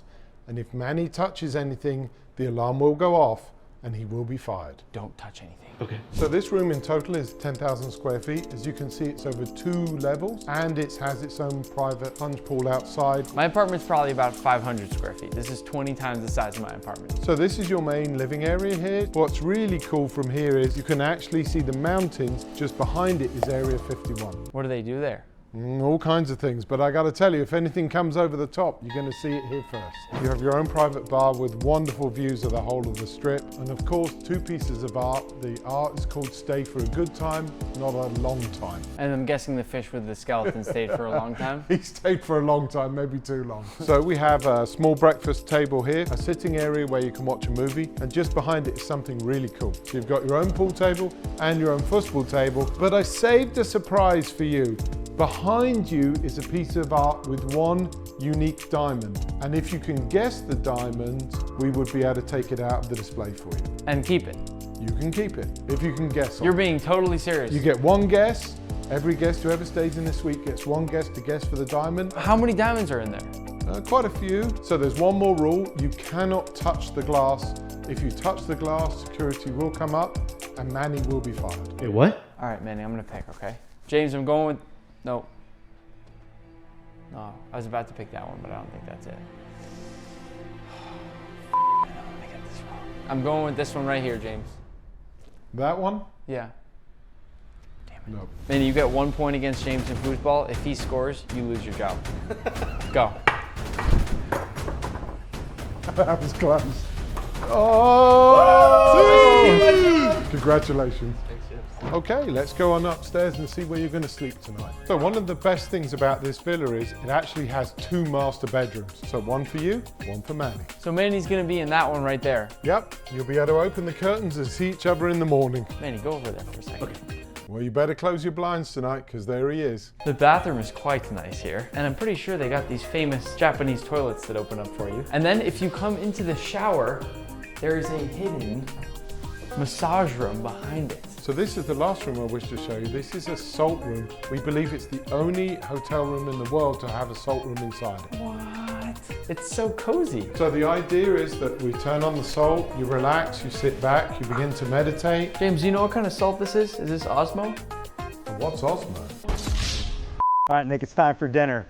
From the salt room to our salt block. We got A5 snow wagyu. We're gonna get that ready for you, but while he's doing that, let's take a look at all these other dishes. Manny, we're gonna wanna turn the lights down for this one.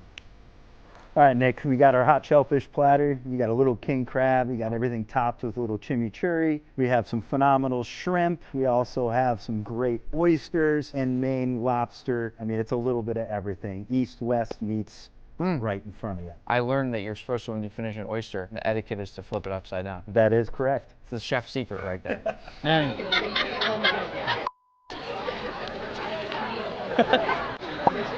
The true test to see how good the seafood platter is, as someone coming from New England, is going to be tasting this lobster. Here we go. Fresh. Next dish is one of my favorites for a great appetizer. You got a little bone marrow topped with beef cheek. So for people that haven't had bone marrow before, it's like this really fatty, buttery, delicious thing you have to try if you like steak. Absolutely. It's like spreading the flavor of Wagyu beef on a slice of bread. It's like peanut butter and jelly, but the elegant way. And this is our rainbow terradito. It's a sashimi style cut fish. You got a jackfruit tigre de leche, ultimate dish. And all of our fish is actually cured in kombu. The kombu is our dry seaweed. It's like a natural umami. I know people have a wide variety of thoughts on fish, but for me, there has never ever been anything better than raw salmon. I agree. Then we have our ultimate surf and turf. You have our long bone ribeye, and then we have a lobster thermidor. This is a dry aged 40-day ribeye. I think I'm gonna have to feed the camera guys a little bit with this one. I can't leave them sitting there. Then we have our lobster thermidor. You got mushrooms, you got béarnaise, you got cognac, spin on our French classical dish. Funnily enough, I've never had this before. It's one of my favorite things actually so far. Manny, take a bite of this. Yeah, it's really good. It's really rich, creamy. And then we have a little something special for you. This is our snow beef topped off with caviar and gold flake. And then we also have our millionaire macaroni, which has monk's head cheese topped with a poached egg and gold leaf. Is that what that stuff is on top? That's cheese? Yes. It almost looks like mushrooms, but that's actually a cheese. And then we have one of the old school classical steakhouse dishes, hash browns. We have a little brie fondue over the top. This right here is what he was cooking behind us. This is Japanese snow beef. And you probably haven't heard me talking about it or seen me cooking it because it's quite hard to get. That is one of those pieces of meat that I like to say you could eat even if you have no teeth. And if you're gonna be eating steak this fancy, you have to be eating fancy potatoes too. And these just so happen to be seasoned extraordinarily well. Though I'd expect nothing less given the suite we're staying in this evening. I'll take a little bite of this mac and cheese. We gotta pop the egg. But I wanna save space because we have a lot of pasta waiting for us. Because I'm Italian, we're gonna finish things out with a few Italian dishes, starting with this almond tortellini with truffle. I will say, of all the dishes we've smelled today, this one probably smells the best. Compliments to the chef on this one. This one's good. One of our last dishes, saffron fusilli with lobster and tomatoes. Given that I'm Persian, I do love any time saffron is used, but it does have to be reserved for special occasions. And given we're in the most expensive hotel room in the world right now, I think this is more than appropriate. Then we have a Durham focaccia with this whipped ricotta and mortadella on top. This is gonna be a messy one. That is delicious. It's one of those things that's so simple, but you got plenty of lemon zest in that ricotta. And then with the pistachios and the meat and the light fluffy focaccia, it's just perfect. Manny, I'm too full. Can you try the last one? Yeah. We are finishing things off tonight on a sweet note with a chocolate tasting dessert that has chocolate in a number of different ways. And all of this smoke that we have right here smells exactly like sugar cookie. All of you already know this, but I am a sucker for chocolate. Manny, you want to crunch the meringue? Yeah. Do it. A huge thanks to the team at Palms for having us here. Don't forget to go and toss a like on the video, and happy cooking. James, you know where Manny went? We left him in the salt room. Is that going to be okay? Uh-oh. Yeah, Manny, you're fired.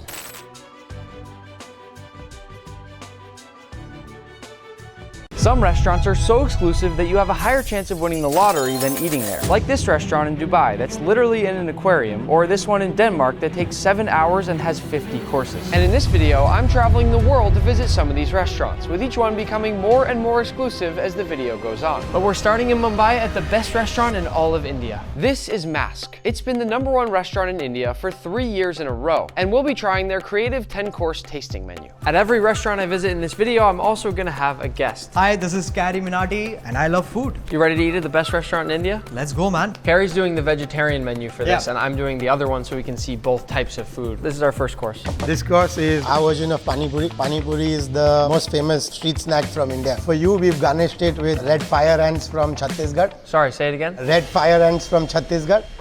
So for you, we've garnished it with some fried curry leaf. He's eating the ants, I'm eating the leaves. As soon as I pour it and it's full, it has to be one bite right away. I'm getting hit right away with the ants. Tastes like lemon. Mine was great, amazing. Like, I would rather have an octopus than actually eat ants. I disagree with Carrie. I love the ants. I love all animals. He likes to eat them. I just love them in general. Course number 2. That looks amazing. What is it? Ants. Enough. Enough. So for this course, they're both made of lots of corn. Bun maska is actually very popular. When you are like past that 4 a.m., 5 a.m. time and you just want to eat something and then sleep, you have bun maska. That's the one. So I'll tell you, there is this phrase in my video. शुरू करते हैं बिना किसी बकचोदी के. Let's start without any shenanigans. I like that. Cheers. Let's go. So my favorite part of this is that yellow corn cream. This is just such a well-balanced bite. See, I don't speak his language. I think it's just good. Let's try the drink. This I've never had. This one's a little spicy for me. Yeah, I can tell. No, but you know what? I want to keep drinking it. I like the balance of foam to drink. The temperature is perfect. Yeah, so whatever he said, same. Let's see what this is. I like how light and delicate it is. It looks like a cute snail. Yeah. I like the other one better because I like things that have like such different temperatures. It's fun to try something that you've never had before. Yeah. Ready for round 3? Let's go, round 3. Oh, wow. This dish is cactus, water chestnut, coconut, and prickly pear juice on the outside, and mine, the coconut's replaced with a fish. This course is inspired by the idea of foraging. Part of what we do is also go find ingredients from all around the country. I like the little stars, like the kid stuff which is going on. It's playful. Wow. I could drink love this much of the prickly pear liquid. I love it. This one's nice because they put so much time and effort into all the little details on like it. The micro details. It's one of those dishes that's like a art piece where you don't really want to eat it. This looks like a cookie. Before you eat any more, let's keep going. Okay, so we are going for round 4. This looks interesting. I have a sweet potato, which is almost treated like barbecue. And then I have poha. It's a very famous breakfast in India. I've never seen anything like this here. And it's just rice? So right now I think it's a bit crispier. Yeah. Oh yeah, it's perfectly seasoned and it's not spicy, but it's got all that Indian flavor that you'd ever want. Sweet potato, I love sweet potato. Wow, I know you don't eat meat, but look at how this pork just flakes apart. I don't even need my knife. I'm putting my knife on the side. When you can eat meat with a spoon, you know it's special, okay? Yeah. Too spicy for you? I think I swallowed it too quickly. So like the spices hit right in my throat. Personally, I think maybe it was a bit too spicy for Carrie. It's not spicy. Come on. Okay, wait. Let me prove it to you. Come on. So I am trying poha, the onion chutney, and sweet potato together. I call that the perfect bite, when you have everything that you need all in one. This looks like it's in slow motion, but it's not. I love this one. We're approaching 50% of the way through here. This dish is a mud crab that's topped with black rice dumplings and a bunch of onion and garlic. It's super aromatic, and over the top is this amazing smooth butter emulsion. I mean, the smell of this dish, lift it up, smell it. It actually smells amazing. Look at all that crab. I'm from New England, so this is speaking my language right now. All right, let's see if it speaks my language. I like the last one better. We'll just save the good food for the adults. Ye kya? Kalish? Hey. I don't know, man. You have to try and see. Oh man, I accidentally just spoke Hindi. Sorry about that. It's okay, it's okay. It happens when you're living in India for too long. So this is inspired by a cooking technique from the Maharajas of Rajasthan known as khad. Khad literally means a pit. Oh. So this dish here is sweet potato, and it's been wrapped in banana leaf and a few other layers. So the way you eat this is either you go Indian style where you break a piece of the bread and dig in, or you can build yourself a taco. So I'll teach you how we eat like the bread and this stuff. This is an Indian naan. So what you do is from both hands you break it. Ready? You take this and you just fold it. Ah man, no. Look at this. You made a Pokemon or something. Just take a chunk of it. Yep. Perfect. Look at my hands. You fold it like this. Got it. Now what you do is take a spoon. You break it. Okay. Break it. Take some curry. Okay. You put it on the bread like this. Now in one bite you go like. Oh wow. Yeah. It's a little spicy for me again, I'll be honest with you. This is not at all spicy, bro. It is a little bit spicy. But bro, if you come to my home and we cook for you, it's gonna be spicy, brother. So you better get ready. The experience of eating it is really fun. This is the most familiar thing I've had. So your next course as a part of the experience is going to be inside the kitchen, and we'd love to invite the two of you. Oh, let's go.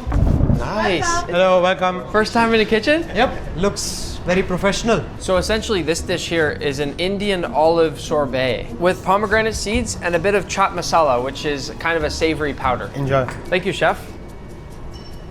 I like it. It's bright, it's refreshing, it's tasty. I think the chaat masala is a bit too much, but otherwise I love it. How you feeling about moving on to course number 8? I can't wait. Oh, Not full. Oh, dosa? Yes. Oh. Yes, dosa. Proud of me for knowing dosa? Yeah, man. This is the most beautiful golden dosa I've ever seen. So this is a curry course, and then on the side we have this beautiful golden dosa, and you're gonna tell me how we do them. All right, so what we do is we pick these, we crush them. That's fun. Very interactive. Take a spoon. Okay. Then we cut it, we take some chips. It's a bit messy, but my bite is ready. This is my perfect bite. Cheers. Oh. Let's go. Okay. The curry's not too spicy for me this time. I think this is the best we have till now. Do you have any space for dessert right now? You feeling okay? I love food, man. So these have 3 layers. The first layer is sebab prawn sorbet. We dip that into gungura chutney. At that, we basically dip it in white chocolate with a little bit of sea salt. This is the pre-dessert. Pre-dessert. Isn't that great? Pre-dessert? I've never had a pre-dessert ever. My mother and father always used to scold me because I used to have a lot of desserts. You got spanked a little bit? Yeah, so if they knew I was having this, they will go crazy. Ooh. Oh, it's so cold. It's so good. Here's the cross section. It's cold. It's like a palate cleanser. I am sorry, mom and dad. Why? I will never have a pre-dessert again in my life. But if it's this good, then I think I might. Number 10. Dessert. Oh, I'm gonna quiz you. Do you know what this is? This is... I almost have it. You have it on the tip of your tongue, I can Yes. What is it? Cacao. What this really is a cacao. It is a cacao pod. I nailed it. This dessert is a dried cacao shell that's filled with a cashew and cacao nib base, and then some custard apple and milk chocolate mousse on the top. When you're at home, do you always go like, this is a brown bread and it's like perfectly textured? Sometimes you just gotta eat. Then let's just eat. Let's just eat. So, what's fun about this? Bro, I am just gonna go. I'm just gonna go, man. Can this man not just eat? This is a beautifully layered dessert. Look at that spoonful of all the different textures and different things that I'm getting there. On a serious note, this is really, really good. Why is it good? It's just good, man. I don't know why it's good. After eating with Carrie today, I sort of feel like he might become the next big food critic. I learned a lot of stuff. Like, I'm not full here, I think, but I'm full here. Can you guess which country I'm going to next? Japan. Dubai. Have fun, Habibi. We're now in Dubai, where behind me is a restaurant that's literally inside an aquarium. This is Oceano, a Michelin-starred seafood restaurant surrounded by 65,000 fish. But don't worry, none of the seafood we're about to eat actually comes from the tank. At least that's what they told me. I've also brought along a guest. My name is Aussie. I'm a YouTuber based out of Dubai. Let's see what's gonna happen. I'm excited. Before we start our meal, we were curious, if this glass were to break, do you think that it would fill the whole restaurant? It would definitely fill the whole restaurant. Can you imagine if the glass just all of a sudden shattered and just... I don't want to imagine that. So the first dish is a spirulina meringue with some prawn tartare basically in the middle. That one's really nice, actually. There's many things going on. It was super citrusy, then like you get the nice soft shrimp. This one is really cool. It's an edible oyster shell with oyster inside in a couple different forms. What I like in that one is the creme fraiche. It's super creamy, and it was really nice with the temperature, right? Yeah. What's in this? It's a seaweed shell with some yellowtail and then wasabi ice cream. That was actually good. I would think that I wouldn't like wasabi ice cream, but I like it. I just feel bad that we're eating fish in front of fish. So this one's gorgeous. It has a lot of flavors of spring. It's got pea, some green curry, some geranium, which I've never actually really had. I haven't either. It's like a mild and cold Thai green curry. It's really good. It's very unique. This dish is sort of a raw scallops dish with all sorts of beautiful white ingredients, and it looks like snow sort of fell over the top of it. Every bite is totally different. The dish is kind of like a bit of a journey. My first bite tasted like flowers. My second bite tasted creamy. My fourth one was really acidic. That fish has been sitting there the entire meal. That one, right? Oh, he's coming closer. Let's name him. Habibi. That's cool. So this dish just has a ton of different things on it. There's so many different elements to it. In the middle is an ice cream that we're supposed to use to eat with every other bite. But my favorite part, honestly, is this octopus. The octopus is holding this little pastry that's filled with some cheese. That is really good cheese. So dip it in the ice cream now. I think I could eat 100 of these. I'm just going to pick up, it looks like an olive. It's an olive. It's a good olive. Whoa, what the heck? That was like a blast of pistachio. I'm a little confused on this dish. I'm super confused. This one was so creative that it was almost too creative. This reminds me of when you cooked on a book at MasterChef. It was cool, but I don't know how it tastes. Is Habibi still there? We should definitely feed Habibi something. Habibi, come. This plate is huge. So inside the dish is cod, and on top there's some sesame, garlic, sea grapes. Oh, wow. It's such a unique consistency. Almost a little gelatinous. I wonder if there are any cod in the tank. Yeah, that wouldn't be very fun. You describe this one. I'll try. He said something about lobster and something about tapioca pearls, but to me it looks like a coffee. Like a cappuccino? Yeah. It looks really foamy and frothy. I will agree with you on that for sure. Oh, it's like a really nice seafood broth. Yeah, it's good. It almost tastes like if you took a lot of the different fish in here, put them in a big pot and just let it boil down. That is evil, but sure. Langoustines. It's like the older brother of shrimp. This one comes with a really nice looking broth around it. I like the meat, but the sauce you don't like? No. You know what that is? It's a lime leaf that's used a lot in Thai cuisine, and it's very strong. It is very strong. I actually really like it. If you just try the langoustine on its own, it's very sweet and soft, right? This is my second favorite. This one's a Mexican-inspired dish. There's some lobster with a few different peppers and spices there, but then it's all wrapped up in a tortilla that we can pick up and eat like a taco. Also, it's blue lobster. Let's see.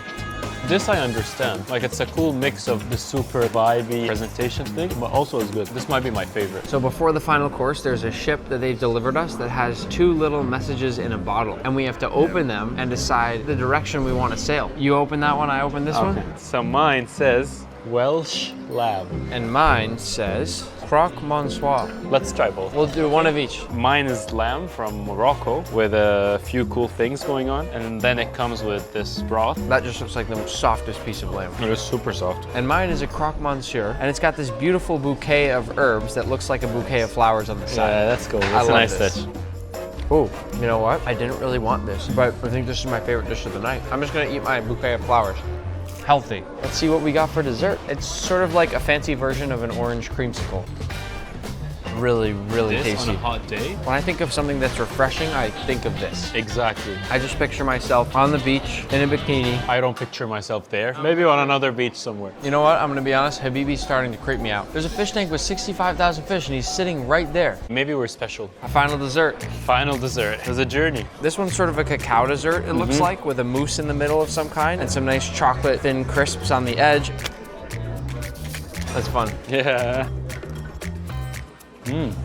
It tastes a little bit like brownie. And if you took a perfect piece of the middle where it's not so cooked and then the crispy edge and you put it together. Thank you for the free meal. No, you're paying for the whole thing. What? No, I'm not. Can you guess what country I'm off to next? You're going to Hong Kong, because you told me. Thank you for eating with us. Hi, Habibi. I'm in Hong Kong and this is my dinner date for tonight. Hello. Have you been to a 3 Michelin meal before? No, it's my first time. This is fancy. We've made it to Joël Robuchon, a 3 Michelin star French restaurant that's run by a chef who has the most Michelin stars of any chef in the world. He's famous for his silky mashed potatoes, and I'm very excited to try them. Talk to me, Bayashi, what are we getting? I'm so hungry. Didn't answer my question. By the way, you've been practicing your English a lot, yeah? Yes. Have you learned new words or no? With space. That is my new words. If a restaurant has a good bread, usually I know the meal's gonna be good. Tiny croissant. This is so cute. So I'm gonna pick this one here. This is my go-to favorite bread ever. It's all crispy. It's like eating the edge of the brownie every time. Holy cow. So crispy. Oh my gosh. Wow. This had creamy uni with a really buttery pastry dough at the bottom, almost like you'd find in a pie. And then there's that slight hint of coffee, just a little hint of coffee in there. This is the first appetizer that we ordered. It is a pan con tomate. We have a slice of bread with a bit of garlic and tomato on there. And then we top it off with this jamon iberico, which we got to watch him slice himself. It is completely see-through. We just take some of this jamon, lay it on the bread, and that's what we end up with. A nice little open face sandwich. Freshness from the tomato, fat and flavor from the jamon. Good? No, great. This is one of the most stunning dishes I have ever seen in my entire life. This is the head chef's signature dish. It's a caviar with king crab under it, a bit of gold leaf, and also a lobster gel on the bottom. Really creamy. I really like it. I don't think I could eat too much of it, but that's almost a good thing, right? I like the lobster flavor. It's very different. I've never had anything like this before. So now we have a truffle salad. It comes with some foie gras, some potatoes, definitely lots and lots of white truffle shaved over the top. Look at all the truffle. Wow.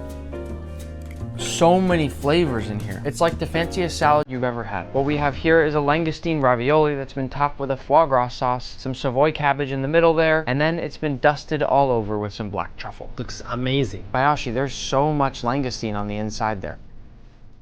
The truffle sauce is so good. I'm sorry for talking with my mouth full, but langoustine tastes like sweet lobster. So it's just this huge bite of sweet lobster with a really delicate dumpling wrapping around the outside, and then just the right amount of truffle. I'm so happy right now. Well, we've moved on to our pasta course. The truffle pasta you can't really see. It's just a lot of truffle. So we're just gonna talk about the taste. This one here is a lobster spaghetti. I love the whimsical look of it. It's topped with caviar, all sorts of lobster, and of course, a nice lobster broth all over the top. So big.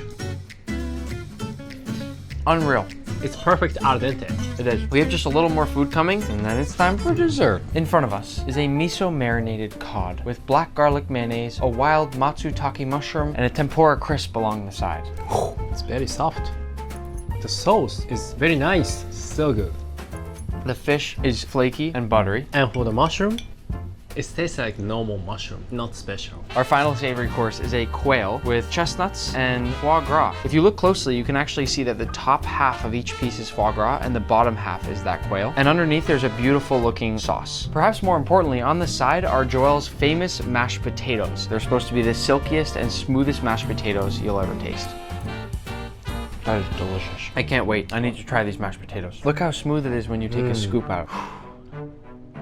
It's almost like it's softer than my actual mouth. It's so smooth, it looks a lot like frosting even. It is so much butter though. True. There's one person that works here. One person? And the only thing they do every day is make mashed potatoes. Time for dessert. One dessert for me, and I got one dessert for you. Oh wait, yours looks cooler. I wanna switch now. Ready? 3, 2, 1. Ooh. Oh, cracked like an egg. These are totally different desserts, right? This passion fruit one though looks stunning. Passion fruit is one of my favorite fruits, and what they've done here is made this elegant dessert that looks exactly like a passion fruit, even though it's not one. It's amazing. How was your first 3 Michelin star meal? So happy. Can you guess where I'm going next? Japan. That's right. I'm excited for this next restaurant for 2 reasons. First of all, it's in one of my favorite cities in the world, Tokyo. But second, just wait till you see the restaurant. This is Sugalabo, a French-Japanese restaurant in Tokyo that has only 8 seats at the counter. It's one of the hardest reservations to get anywhere in the world because the only way to eat here is to get a personal invite from the chef himself. So how exactly did I get a spot? My friend Minami. Hello. She works for a company called Plan Japan, and they helped me get my spot here tonight. But can you just explain, how hard is it to eat at this restaurant? It's basically impossible. So I got pretty lucky with this reservation tonight. Also, because I'm a guest tonight, I don't have a guest at this restaurant, and so Minami's gonna help me film a little bit. That's right. Let's eat. This is the menu, but since we're about to eat all the food, you guys can read this on your own time. One cool thing about eating in Japan is usually the restaurant and counter is so small that the head chef is cooking for you every time. Whereas back home in the United States, there's a lot of times where the head chef isn't there more than once every couple months. There are only 8 seats at this counter, and look how many chefs there are in front of us right now. First up is this little salmon roast snack. Oh my God, that was amazing. The chef just said that this next dish has potato that's been aged for 1 year in the snow in Japan. Oh my God. That is insane. I don't even know how to describe this bite. It's like butter, silky smooth potato, salty caviar. It's one of the 10 best bites of food I've ever had. This next dish is a mackerel that's been carefully fried in panko breadcrumbs with Japanese finger lime on top, which it looks like the chef is gonna do for me. Nice, nice. This is insane. Soft, flaky fish with the most incredible creamy sauce and then crunchy citrus from the finger lime. This guy behind me is slicing the thinnest prosciutto I have ever seen sliced in my whole life. That's one of my favorite things about eating in a place like this is they're constantly working all around you. They gave the next dish like right away. We said first just eat one of the slices of prosciutto by itself. So this one's like a delicately wrapped rice ball with prosciutto and some chestnuts. It just looks like a little log. Whoa, this is unbelievable. The chestnuts are all kind of ground up. It's like super light and fluffy. So far, this is top 10 meals of my life, but we'll see if that goes up or down as the meal continues. What are those? Are those carrots? Why are they red? Because carrot is red. This dish is a carrot mousse with Hokkaido sea urchin, which is in northern Japan, and then a consomme, which is sort of like a jelly. If I shake it, you can see it jiggles around a little bit. It's not a liquid. Let's taste.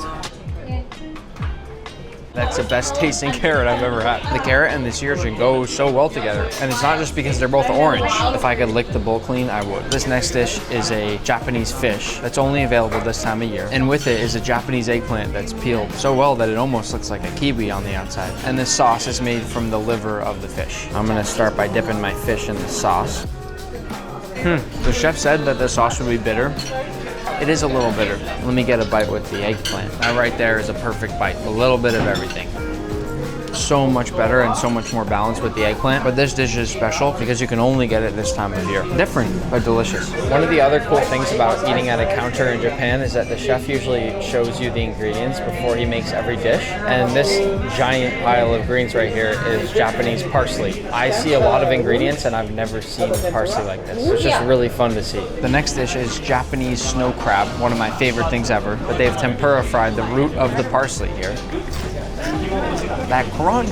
Oh, it's a whole ball of snow crab inside. I thought it was a dumpling. It kind of just turns into a nice crab soup. I already know I'm gonna like this one. Wow, this one is so warm and comforting. Like kind of think of a miso soup, but with a bunch of crab inside. And then some nice light parsley greens for a little bit of crunch and brightness. So good. I have a feeling the bathroom's gonna be cool, so since we're like halfway through the meal, bathroom time. Oh, someone's in there. It's a push, never mind. I was right, the bathroom's crazy. Fancy Japanese toilet. But even better, I can see into the kitchen. 10 out of 10 bathroom. I should probably go back, the chef's gonna get mad. Back from the bathroom, oh, he's bringing out the lobster. But it's not just any ordinary lobster, it's French blue lobster, which is 3 times more expensive than regular lobster. You use only French blue lobsters. Why? Flavor? Bitter. You can see the blue, the color. I'm excited for this lobster. Thank you. This dish is a blue lobster tail, which we watch them break down and then cook in front of us. And then under it is a sauce made with the lobster's heads and some vanilla. I'm gonna build the perfect bite. That is not what I thought it would taste like. If the lobster really is like 3 times the price of normal lobster, I don't really think it's worth it. But don't get me wrong, it's delicious. I just wouldn't pay 3 times the price. Probably not appropriate here, but I'm gonna lick the plate really fast. That was awkward. So the final savory dish is a duck and foie gras Wellington with a black truffle sauce and a little fresh microgreen salad on the side. This dish looks stunning. It is a beef Wellington that would make Gordon Ramsay sweat. Unreal. Unreal. Flaky, buttery, soft and tender. A little bit of tanginess from the black truffle sauce. Even the salad is exquisite. There's actually one more little savory course. At the end of almost every meal in Japan, they give you a little rice to make sure you're full at the end of your meal. And they asked us how much we wanted by asking how many bites do we want. I said I wanted 5 bites, and this is what I got. And it's also in the shape of a cute little rabbit. Ooh, a little bit spicy. Such a nice way to end the meal before dessert. And I'm washing it down with a little bit of fancy Japanese orange juice.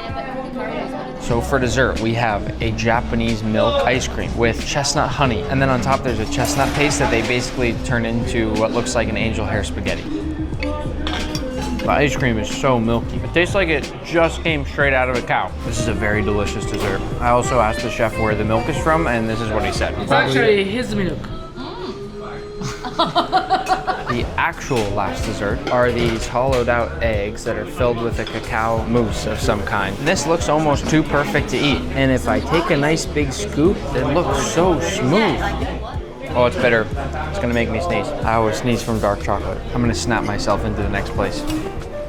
Welcome to Italy. In just a moment, I'll explain to you why it's completely dark out, but first, this restaurant behind me is called Solo per Due, which translates from Italian to only for 2. It's exclusive because it's the smallest restaurant in the world with only 2 seats and 1 table, making it almost impossible to get a reservation. And the reason it's dark out is because they open exactly at 9 p.m., no earlier, no later. And when I sent a nice message asking to show up a bit early, they replied in all uppercase saying, "Do not ever arrive before 9 p.m. So here I am, just waiting outside in the dark. Oh, also my guest today is my brother Pete, who lives in Italy and also speaks fluent Italian. So it's perfect. Come on, Pete. Oh my. Let me set the tone for you. We're basically in a small little 1800s cabin. There's a nice warm crackling fireplace. There's piano music playing. I have a feeling this meal is about to be spectacular. We got the first few bites. There are some olives, some cream cheese stuffed fried dough, some bufala mozzarella, which comes from a buffalo. So fresh, that is magical. And some fried zucchini. Don't mind if I do. I'm gonna try one of these meat stuffed olives. Crunchy, salty, savory, sweet. Thank you. For the first appetizer, we have this crepe with ricotta cheese and spinach, topped with a bit of Parmigiano cheese. It's really nice. What stands out the most is just fresh garden basil. That was like an amazing calzone. Pete's licking his plate clean over there. If it weren't so formal, I would. I feel like I'm about to get proposed to tonight. Homemade tagliatelle with porcini mushrooms. Wow, it's almost fluffy and foamy. The softest thing I've ever tasted. I feel like Anton Ego in Ratatouille when he takes that bite. It's like eating a cloud. I can't take you seriously with the Mona Lisa shirt. I got a steak that looks like it's drizzled with a bit of olive oil. Beautiful grill marks.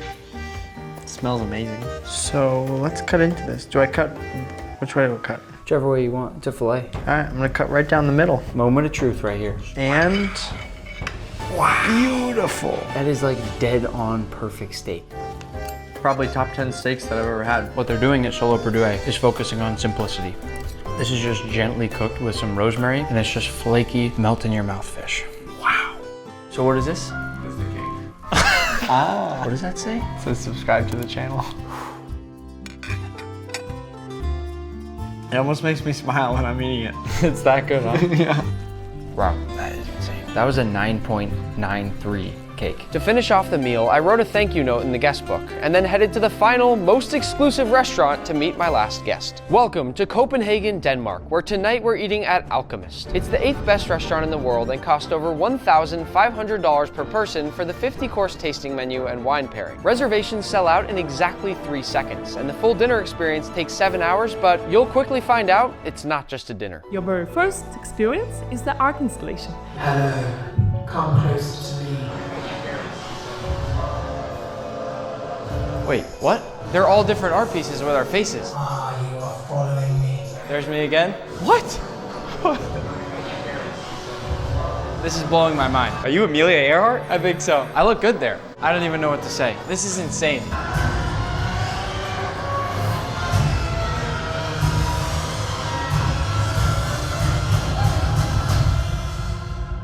So So this restaurant has 5 different stages. The first one was in the room with my face and all the different photos and art pieces. And this is called the test kitchen. This is the second phase. We would like to welcome you with the national flower of Denmark, the Daisy.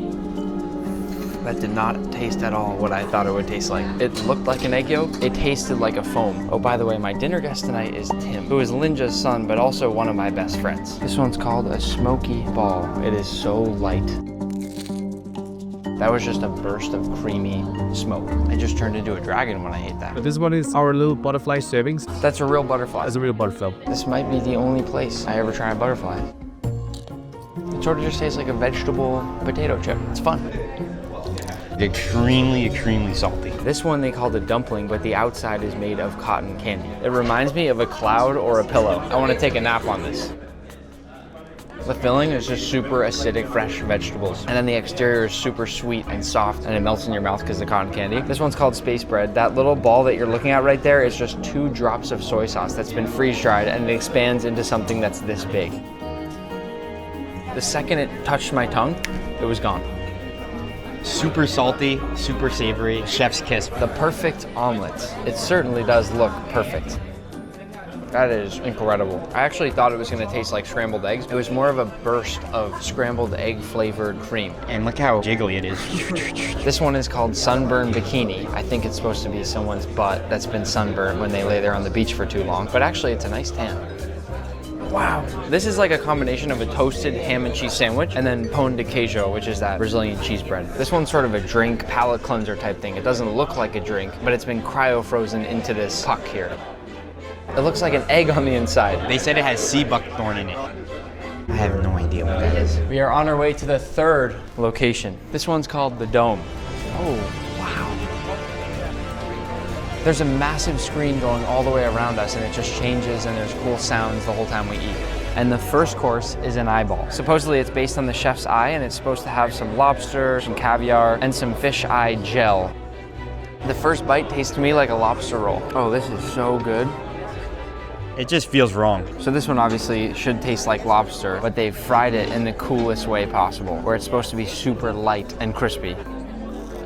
It's almost as if you turn lobster into a light, chewy pillow and then dipped it in some sort of horseradish wasabi foam. This one's called Plastic Fantastic. It's supposed to represent all the plastic that's floating in the ocean. It doesn't look edible, but they said it was edible. This is probably not my first time eating plastic, but this is some of the most delicious plastic I've ever had. It kind of tastes like a potato chip.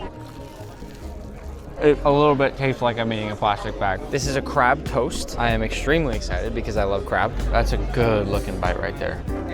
Once again, very different from what I thought I was gonna taste. It's salty, the crab is nice and flaky. It's a very warm and rich bite. So this dish is a white bean dip with these chips here, but they've printed my face onto the actual dip. Let's see how I taste. First I'm gonna take my mouth, then I'm going to carefully take my eyes out. That is like a horror film. I'm just gonna take the rest. I taste pretty good. This is definitely one of the crazier dishes of the night. It is a tongue that you are supposed to eat this tartare off of. I'm more nervous to eat this than I have been for anything else throughout the night tonight. That was very uncomfortable. I mean, the top and the bottom of this spoon, it is a perfect tongue. That was an odd experience. The tartare is delicious. The tongue is suspicious. This dish is served on a plate that basically resembles a human's head and brain, which actually moves around on the inside once you open it up. The part that you actually eat is made of a lamb brain. It just tastes like liver, sort of creamy, super umami. The thing that's throwing me off are the eyebrows right here on the dish. You know, it is pretty good actually. There's a little cream filling in there as well that was actually very tasty. This one's called chicken or the egg, like which came first. It is a literal chicken head that's been pressed and cooked to a crisp, and then there's some caviar under it for the eggs. Then you've got all these nice fresh herbs on the bottom there. Listen for this crunch. If it were any crunchier, I don't think it would be possible to eat it. It tastes just like a salted piece of crispy chicken skin. I am terrified to eat this. I mean, Nick was right. It does taste exactly like a chicken skin. Better than you'd think it would taste. This dish is called air bread. It's super light. It almost just looks like translucent regular bread. And they've topped it off with a nice egg yolk foam and some nice looking Spanish ham. Oh my God, that is so weird. That tastes like the best ham sandwich you've ever had. Here we have a rabbit fillet. It is raw rabbit. And to eat it, they suggested we roll it up like this. It looks like a bouquet of flowers. I think I prefer raw fish over raw meat. Let's see what Tim thinks. It tastes a little metallic, like pennies almost, but I think that could just be from the ribcage plate that it's on. Definitely not my favorite dish of the night. This one is sort of a cornbread filled with habanero cheese, but it looks and smells like the best corn dog in the entire world. And apparently you can get a pretty nice cheese pull with it too. It's a really pure experience of having really good corn. Oh, time for the big cheese pull from Tim. Oh, this one is a curried chicken, but it's served on a chicken foot, which, by the way, if it's freaking you out, is fake, but it feels and looks very real. It's so tender. It's very, very flavorful and super, super soft and tender. They couldn't let us move on without eating the chicken foot. I didn't think I'd like that, but it tastes like a fatty, crispy chicken skin, and it's one of my favorite dishes of the night. This also came with a chicken foot broth to drink on the side, which is very good. And the sauce on it is spectacular. It really elevates the chicken foot. Cheers to moving on to the dessert section. So this first dessert is cool. It's sort of like an ice cream sandwich, but the crazy thing is if you tilt it just right, you can see the entire rainbow. It's like a chocolate raspberry ice cream sandwich, and it's sort of like biting into super thin glass. The crunch is amazing. It has this nice chocolate underbelly here that you're really looking for in an ice cream sandwich. For this dessert, they wouldn't tell us the flavor. All we know is that it is in the form of the painting called The Scream, and that the flavor will change from bottom to top as you eat. So I'm gonna start from the bottom. So far, it's like a mango creamsicle. We'll go to the next middle layer. I'm getting licorice now. This is crazy. Final layer. Whoa. Super acidic. That dessert was a roller coaster, and I loved every minute of it. That's why it's a scream. The last bite is... We have been eating since 5:45 p.m. It just turned midnight, and we still have a few courses left. And I worried that I would get bored, but I am not bored. This dessert is a heart filled with all sorts of different things, including deer blood. Apparently, if I take this spoon and break it down the middle, it will sort of bleed a little bit. Here we go. Whoa. Looks like there's a moose in the middle. Oh man, it's sort of a savory dessert. This is probably the first one that I don't like. I mean, the red is truly something to look at. You're going to swallow it. We are the last people in this dining room. All the other guests have left, but this dessert is called a guilty pleasure. That's really good. This is an outfit change that we have to put on to go to section number 4. I have never had to put on a separate outfit at a restaurant. Outfit check. The next part is express yourselves. Okay. Whoa. What? I'm just gonna sit down. Hi. Thank you. I got my own paint. It says Envision. Dream. Ooh, I got a good one. All right. What is happening? Whoa. Oh, whoa, whoa. Me too? Okay. All right. Whoa. Paint on the wall? What do we do? I have no idea what's going on right now. That's me right now. Tic-tac-toe, you got a player name.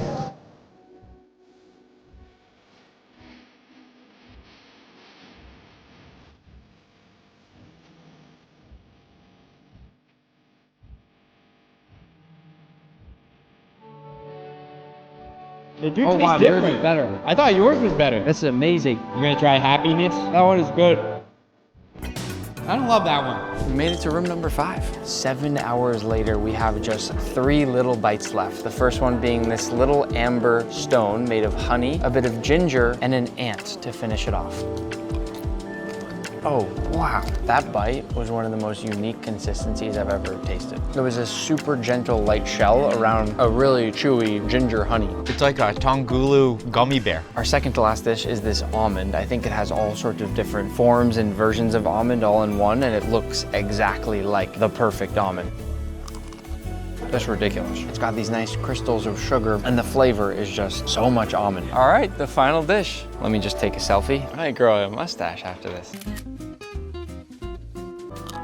It's a delicious mustache. And we got the last dish at 1:43. One last little oh, whoa, whoa, whoa, whoa, whoa, whoa, whoa. We only have one impression. It's probably the worst impression of the Got really. Okay. I've always wondered what it'd be like to fly first class on the most expensive plane ticket money can buy. Specifically what the food looks like. Can you guess what we're doing today? I did some looking and eventually found a $30,000 ticket on Emirates to Bali, Indonesia. The travel time is almost 24 hours, which will give me plenty of time to focus on the food they have to offer. If you check out the website, it describes this first class experience as something similar to flying in a private jet. But here's the thing, I don't care about all that. Scroll down the page and you'll find that there are true gourmet meals on board. And if I'm gonna spend $30,000 on a plane ticket just to get the food, I'm gonna get my money's worth. But I think that's achievable because I see that you can order whatever you want, whenever you want. And because this is what they call a long haul flight, check out how insane this sample menu is. This menu is almost as long as the Cheesecake Factory. Before we take flight, I'll remind you we are catching up to Gordon. And I know that half of you watching aren't subscribed, so go hit that button below to help us catch Gordon. Enough talking, it's time to fly. To begin our journey, Emirates sent a car to pick me up to bring me to the airport. It even had these fancy lights on my feet. We pulled up to the airport and I went inside to find the check-in counter. All I could think about was the food. Just moments later, I had my boarding pass. And it looks like we've got an invite to the lounge. Let the $30,000 worth of food begin. The lounge was beautiful. As I walked in, they immediately had a bar set up, in case you want to get a little crazy pre-flight. Then there was tons of seating and lots of food. Everybody was relaxed, and my friend next to me even had his shoes off. Eventually, it was time to board, and I was taken down this separate walkway. The plane was huge. Humongous what? I mean, this was the biggest plane I've ever seen in my entire life. They quickly led me straight to my seat, but this wasn't really even a seat. It was a massive gold-covered pod. Look at all this floor space, so many activities. The screen was about the size of my TV at home. I even had my own hidden bar off to the side. I just felt fancy. They immediately poured me a glass of champagne, and even though I'm not picky, I mean, that's a big cricket right there. I like it. They made it very clear this was just the ground champagne, meaning that they'd only be serving Dom Perignon champagne in the sky. I'll be honest, I don't know too much about wine, but this menu certainly looks impressive. The captain told us to prepare for takeoff, so I kicked off my shoes and buckled up. We're starting to move, and I am so excited to eat. The flight is over 12 hours, so I'm about to have plenty of time for food. We are in this together. We paid for this, and now we're gonna make it count. And that's when I noticed, are there showers on this plane? It was finally time to look at the menu. Yes, it's the moment I know we've all been waiting for. The first line here is why I am on this plane. Again, we can order whatever we want, whenever we want, all flight long. Now, for some reason, I love tomato juice on planes, so I'm gonna start with a Virgin Bloody Mary. They also have tons of fancy spirits, all top of the line liqueurs you can have at any time. But I don't want to get too crazy in the air. It wouldn't be so fun to get tied down to the seat. You gotta untie me, buddy. There's a ton of food here, but for now, let's start off simple with some roasted nuts and our Virgin Mary. But first, some privacy. First things first, I got my Virgin Mary. Smells good, looks good. Let's taste. The great thing about this, it should pair perfectly with my warm nuts. Who doesn't love warm nuts? Even though this might look simple, that is a delicious start to our full day of dining in the sky. But if we're gonna make back that $30,000, we're gonna have to eat a lot. While we wait, there's some really cool snacks here, like these little vegetable chips. That's good. Look at that snap peek. Oh wait, I think I'm allergic to beef. Next, I looked at the menu to get some starters. Could I please do the caviar? I mean, how can you be on a plane and not want the caviar, right? And then I'll do the mente platter, celeriac soup. And how big is the salmon carpaccio? This is very small. Maybe I'll just try that too. We just ordered basically the entire menu for starters. I can't wait. While we wait for our caviar and Dom Perignon, let's take a look at all the little goodie bags they've set around for us. Here we have this leather toiletries kit. It's got coffee? No, a cleansing towel. Aftershave balm, really heavy and fancy looking cologne, and a body emulsion? What the f is a body emulsion? We also have shaving foam, a toothbrush, razor and hairbrush, deodorant, and tissues in case you get sad. I also have this fun package with pajamas inside, and they are crazy soft. They also have some nice beauty products, though I have absolutely no idea what pillow mist is, and even less of an idea of what sleep oil is. Is this edible? Can I drink this? Okay, let's close this up because it is time for caviar. This is just the caviar presentation, and it fills the entire table. This caviar looks fantastic. The pearls are perfect, and that is what I look for in any good caviar. Now, I do love that we also got a mother of pearl spoon. This is a must with caviar. To build our caviar, we'll take these blinis, which are basically small pancakes. Then our first spoon here, and put a little bit of each ingredient onto our blini. I'm gonna go a little bit of onions, a little bit of egg yolk, a little bit of egg white, and a few chives. Additionally, we need a touch of creme fraiche, and if we want, even a tiny squeeze of lemon. No using metal spoons with caviar, only mother of pearl. Let's take a little bit of caviar and drop it right on. I'm gonna do 2 spoonfuls for this special occasion. And also because of the fact that I can get as much caviar as I want on this flight. But I think we'd need quite a few tins to make up for the money we spent. Let's taste. Oh my God. There is no way I'm on an actual plane right now. I almost forgot, we have champagne, not any ordinary champagne, Dom Perignon. Wow. I want you to take another close look at all the pearls of this caviar. This right here is top of the line caviar that has been clearly treated with respect. You will respect my authority! Not a single one of the pearls is popped. And look at that beautiful shimmer in the light. It's so fresh, fatty, a little bit salty. They did not skimp on one single ingredient here. Okay, so with the Middle Eastern ties that Emirates has, they have this really cool meze platter. And for those of you that don't know, I am Persian, so I love Middle Eastern cuisine. I really just want to taste and get a little bite of everything here because we're so early in this process. There is so much good food on that menu and so much good food ahead of us. What I love about this is the herbs look so incredibly fresh. It's like they have a parsley garden downstairs and they just put it on the plate. I like trying some of these dips without bread just to really taste the flavors there. Oh, that silky smooth, smoky eggplant balanced out with those pomegranate seeds. Oh, chef's kiss. Grape leaves, rice, not my favorite here. I believe this is falafel. Oh, it is not. There's beef inside. I like that. A lot of pickled veggies. And now I'll dip my pita in the hummus. Oh, that is so good. Baba ganoush. Wow, that is my favorite thing I've had so far. That is perfect. Here's the thing, the meze platter is great. You can tell when things are fresh and you can tell when they're not. And most of this is over the top fresh. So whatever chef is back there in the kitchen grinding this stuff out, keep slaying. I am excited for what's next. But mark my words, I will get my money's worth. Next, they brought out the celeriac soup, which looked gross at first, but was surprisingly incredible. I literally hate soup, and this soup is stupid good. So this here looks to be our salmon carpaccio, which I have to say looks really good too. It's pretty simple. As you can see, the flavor of the salmon is awesome. What it really is just smoked salmon with this really good sort of egg mayonnaise at the bottom, which I really like. Up next, we have our first main course, which is salmon, though I still think I'm gonna order throughout the day different stuff just to taste. All right, let's take a taste of this salmon. The sprinkle of Osmo definitely makes it better, but the salmon is not as fresh as I'd like it to be. And perhaps the worst part, it's really overcooked. It's rubber, plastic, dry. I do want to try these cute little tomatoes on the vine though. Let's taste one. This tomato just squirted all over me. That's enough now. But it was tender and tasty. All right, we've already ordered a lot of food on this flight and I'm starting to get a little bit full, so I want a quick break. I say we go check out the lounge. But before I leave, I also wanted to mention that we're doing a lot of promos for Osmo lately, where if you order other stuff, we'll throw in something like this for free. Go check it out in the description below. Free fancy flaky salt. Let's go to the lounge. The lounge was basically this hidden small bar in the back of the plane. I ordered myself a virgin mint mojito and got a slice of lemon pound cake. Yummy. That's yummy. After getting some work done, I noticed everyone around me was asleep and it had gotten pretty dark outside. But since I'm here for the food, I stayed awake and got a nice light salad and a few delicious desserts. I dropped the cheesecake, but I ate it anyway. I also got some tea to try to help me get tired for a little nap. I never noticed there were stars on the top of the plane too. The seat folded back into a huge bed with a super comfy pillow. I turned off the TV and fell right asleep. I woke up and went straight to shower. And not surprisingly, the bathroom was insane. The floor was super nice and heated too. I just couldn't believe I was showering at 35,000 feet in the sky. It did have a timer and time ran out in 5 minutes, so I headed back to my seat. There was a fruit plate waiting and only an hour and a half left. It's light outside again, so time for some breakfast. Good morning. After that shower, I'm feeling pretty refreshed. I even feel like I look refreshed. They said the grapefruit juice was fresh, but I'll be the judge of that. It is, but there's a caveat. Whoever juiced that grapefruit did not do the best job. They put too much of the white pith, so it's really bitter. Let's see if the blueberry smoothie evens it out. Refreshing, a little tart, yogurty. What's not to love? I'm not into yogurt. The fruit definitely looks nice and fresh. And it is so cold. In a good way. We gotta taste all the breads. This looks like a pig in a blanket. Well, we're not in France, that's for sure. For the main breakfast, I had a cheese omelet that looked to have been cooked well ahead of time, a sausage that seemed to be falling out of the casing but had good flavor, a very soggy waffle, and a few other bites. Well, now you know what it's like to dine on a $30,000 flight, except I spent all that money and you didn't have to. If that's not love, I don't know what is. Happy cooking.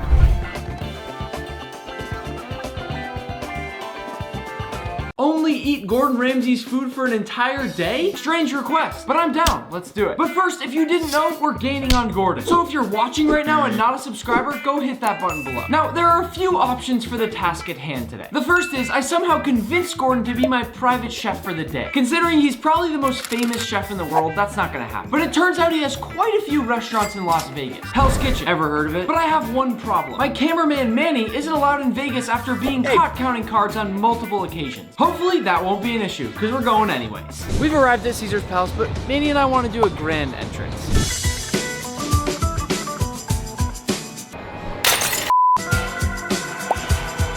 Nice. One key or 2 keys? 2 keys, that'd be great. Also, I have a question. Is this the real Caesar's Palace? What do you mean? Is Caesar here right now? No. Oh. This is where we're gonna be spending the night.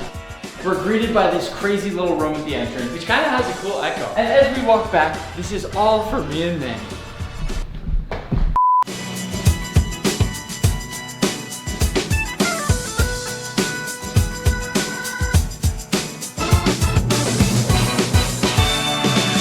I mean, this place is just insane.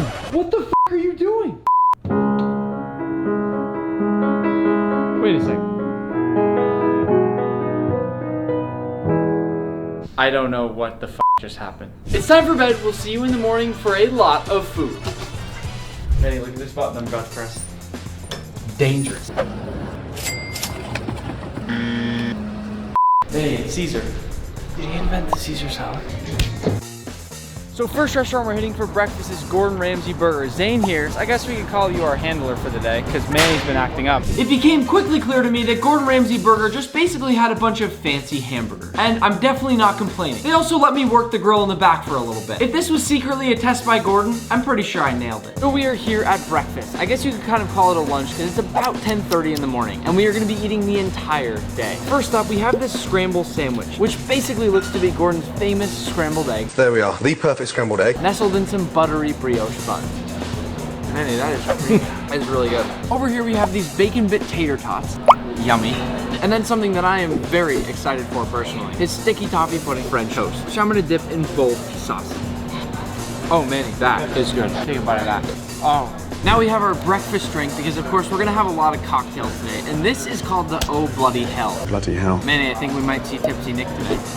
After trying everything, it was time to let Manny have at it. I told him to pace himself for the day, but he didn't really listen. We're gonna have to roll Manny out in a wheelchair. I can't drive there. The wedding starts in 3.5 hours.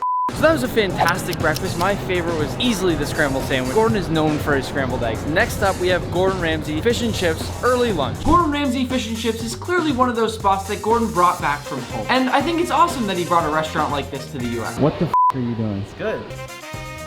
So first up, we have this lobster fish and chips, and I will say it smells fantastic. I'm gonna give it a nice squeeze of lemon, then dip it into, oh shoot. Then dip it into both sauces and crunch. Next up, we have our classic fish and chips sandwich with this curried sauce. I really got it. This sauce right here is basically a really good curried mayonnaise, and my guess is that it's something classic for fish and chips in the UK, and I love it. It's something I've never had before, but it's delicious. The last bite here is a Biscoff milkshake. Everyone knows those cookies they give you on planes, and I'm gonna dive in. That's really good. Easily my favorite thing there was that curried sauce. Benji, can you check on the screen if that's traditional? Because I'm super curious. But next, where are we going? Forget. We're going to Gordon Ramsay Pub. What is that? Nick, it's like me and you. So before we head to the next restaurant, we have a little surprise. The roof scene from The Hangover. Manny and I are gonna recreate it. Wow, right out here. Here's where I found Hey guys, he's over here! It's hot up here. Nick, I used to be a Wolfpacker 1, but now I'm a Wolfpacker 2. Next we pulled up to Gordon Ramsay Pub. I'll be honest, I'm not the biggest fan of beer because for some reason it really hurts my stomach. Nerd. But I've never been opposed to good old bar food. And that's exactly what Gordon Ramsay Pub seems to be. Here we naturally had to get some traditional pub food. First off, I'm gonna dive into the short rib grilled cheese, which I have to say looks delicious. I may dip it in just a little bit of mustard and then next up, these are called the Hellfire Wings. Now, just by the name, that sounds pretty spicy. And we all know my heat tolerance is not very good. Drums are still better than wings. Yummy.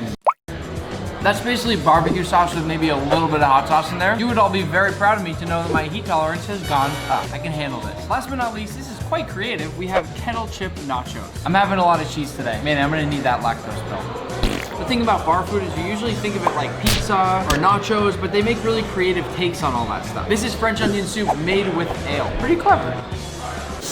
We're gonna get as many sticky toffee puddings as we can today, so here comes our first bite.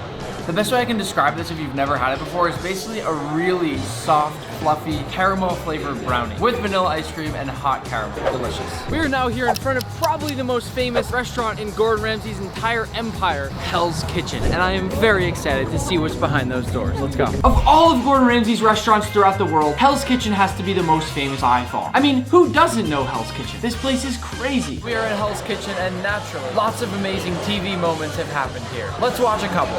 Let's go step outside, mother. I'm not a quitter. You're not a f***ing cook either. Where's the lamb sauce? We f***ing wasted the most expensive half. From the show here, the panther and lobster risotto are the signature appetizers. Some of my other favorites though, and the crispy skin salmon, which has been on every season of the show as well. It's raw.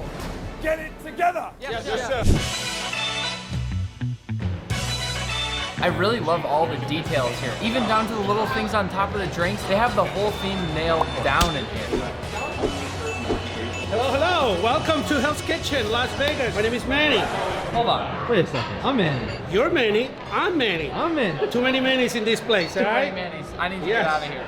So first things first, we're gonna have some lobster risotto. The lobster is super tender, and the risotto is just ultra creamy. Delicious. Next, they had a foie gras, which is a duck lip. I've never seen a macaron on something like this. I love foie gras, and this right here is the perfect bite. First things first, we need to make sure the crispy skin salmon has actual crispy skin. In fact, I remember cooking lots and lots of crispy skin salmon for Gord at a NASCAR speedway, and he was pretty harsh on me for that. Listen. That was delicious, but very, very hot. 3 minutes. Last but not least, we have to make the perfect bite for these scallops. Oh, I f***ed it up. I f***ed the whole thing up. One big bite. Give me here, guys. Have our sticky toffee pudding here. Have our triple weight coconut sorbet here with passion fruit, puree, coconut cream. The coconut ice cream looks awesome. It also looks like it's in a fresh cracked coconut. Literally really good. And you guys know how much I love edible flowers. This is our second sticky toffee pudding of the day. Let's see how it compares. If I'm being totally honest, the sticky toffee pudding at the other place was a little bit hotter and a little bit fluffier, but it's still delicious. We have finished up our meal at Hell's Kitchen, and it was fantastic. Gordon got a message for you. What are you? I'm an idiot sandwich. What are you? An idiot sandwich. Our experience at Hell's Kitchen was awesome, but we're headed to the final meal of the evening. It's dinner time, and we get to try the beef Wellington at Gordon Ramsay's Steak. Once we finally reached our last stop at Gordon Ramsay's Steak, we went through this cool tunnel that represented the channel. I loved all the decorations throughout the restaurant. It was very Gordon inspired. And we even got a quick tour through the kitchen. I'm always surprised when people let Manny in the kitchen. He's such a liability. We are finally here at dinner at our last restaurant of the day, and that right there on the wall, that beef Wellington, is a preview of what's to come tonight. For the start of dinner, we have the farmer's market salad. Then we have one of my all-time favorites, the foie gras, which we also tasted earlier, but this one is totally different. And I always like to say you have to get the well-rounded bite with a little bit of everything on the plate. Foie gras is just so incredibly rich, fatty, and it's always great when it's cut with something acidic like orange, because oftentimes acidity and fat go super, super well together. They balance each other out, just like me and Manny. So here we have our large shellfish platter for you this evening. I love myself a good f***ing seafood platter. I'm gonna try a little bit of everything. First, I'm gonna try this big f***ing piece of king crab. Looks nice and fresh. Oh, look at this f***ing shrimp. Oh, that's f***ing good. Manny's living large today. Let's do some f***ing oysters. Look at this f***ing lemon. A little lemon in here. This is good. All right, check this out. We got a little bit of like hot sauce right here. I'm gonna put some of this on an oyster. Oh, What are you doing? You're fired. Get out. I'm not sure what Manny just said to you about the seafood tower. I'm gonna kindly advise you don't listen to any of it. With that said, I love a good seafood tower. However, my one complaint can often be that if things are directly touching the ice, they get super cold and hard to bite through. So my advice to any of you ever making a seafood tower is make sure there's something separating the seafood from the actual ice. This thing right here though, I'm excited to eat it. I'm a big fan of crudo, and this here is a hamachi crudo. I can see it's got a pretty big chili or pepper on the top, and again, I'm trying to up my spice tolerance a little bit. Let's see how spicy it is. It depends how you bite down on the pepper and how the pepper hits your tongue. Sometimes my strategy with spicy stuff is to not bite too much into the pepper and swallow it, and then just my stomach hurts, not my mouth. Naturally, we are all very excited for the beef Wellington, and it's also got a fat piece of lobster tail on top, which is even better. I feel like there's a little bit of black truffle on the top of that. And frankly, having that lobster and the beef Wellington together is super decadent. I'm gonna rate this beef Wellington over the beef Wellington that we had at Ramsey's Kitchen back in Boston when Gordon challenged me to bring it on. Bring it on, big boy. Next up, we got our tomahawk, and I can smell from this thing that it's dry aged. They've dry aged this for about a month, and the entire flavor profile and smell of the whole thing changes based on that. I'm gonna eat this tomahawk the best way you can eat any tomahawk, right off the bone. And you want a bite? Yeah, that's really good. Before our final dish, our final dessert of the day, the sticky toffee pudding for the 3rd time in a row, let's have a little bit of that smoky chipotle mac and cheese. Because this is our 3rd and final sticky toffee pudding of the day, they're gonna let me do the honors and pour on that beautiful sauce. Oh, look at that. And this is brown butter ice cream in the shape of a stick of butter. We'll go ahead and we'll place that right on top. Beautiful. And then a little bit more of that sauce. Perfect. The final bite of the day. I don't even know how many dishes we've had today, but I'm sure we can put a count right on the bottom of the screen here. The sticky toffee pudding. We've had 3 today, so I'm also really just curious to see which one wins. I think on both taste and presentation, we have to give this one the win. Especially with that stick of butter that's in the flavor of brown butter ice cream. Brown butter is probably one of my favorite things out there. It's time for Manny to try a bite. Honestly, that's the best bite of the day. Hello? You Manny? I got a tip from the guy upstairs. You've been counting cars. You gotta go. You're out of here. I'll see you later. Today I'm eating a 5-course meal on a $100 million mega yacht. I'm also going to be eating caviar on a $1 million boat and then catching a lobster dinner on a $10,000 dinghy. But I'm starting here with this $100 sushi boat. This boat is filled with every type of fish imaginable. It's got sea urchin, scallops, tuna, shrimp, salmon, and so much more. The crazy thing is, I never knew sushi boats could actually float, so I'm glad we tried this out. Bayashi, come take a bite.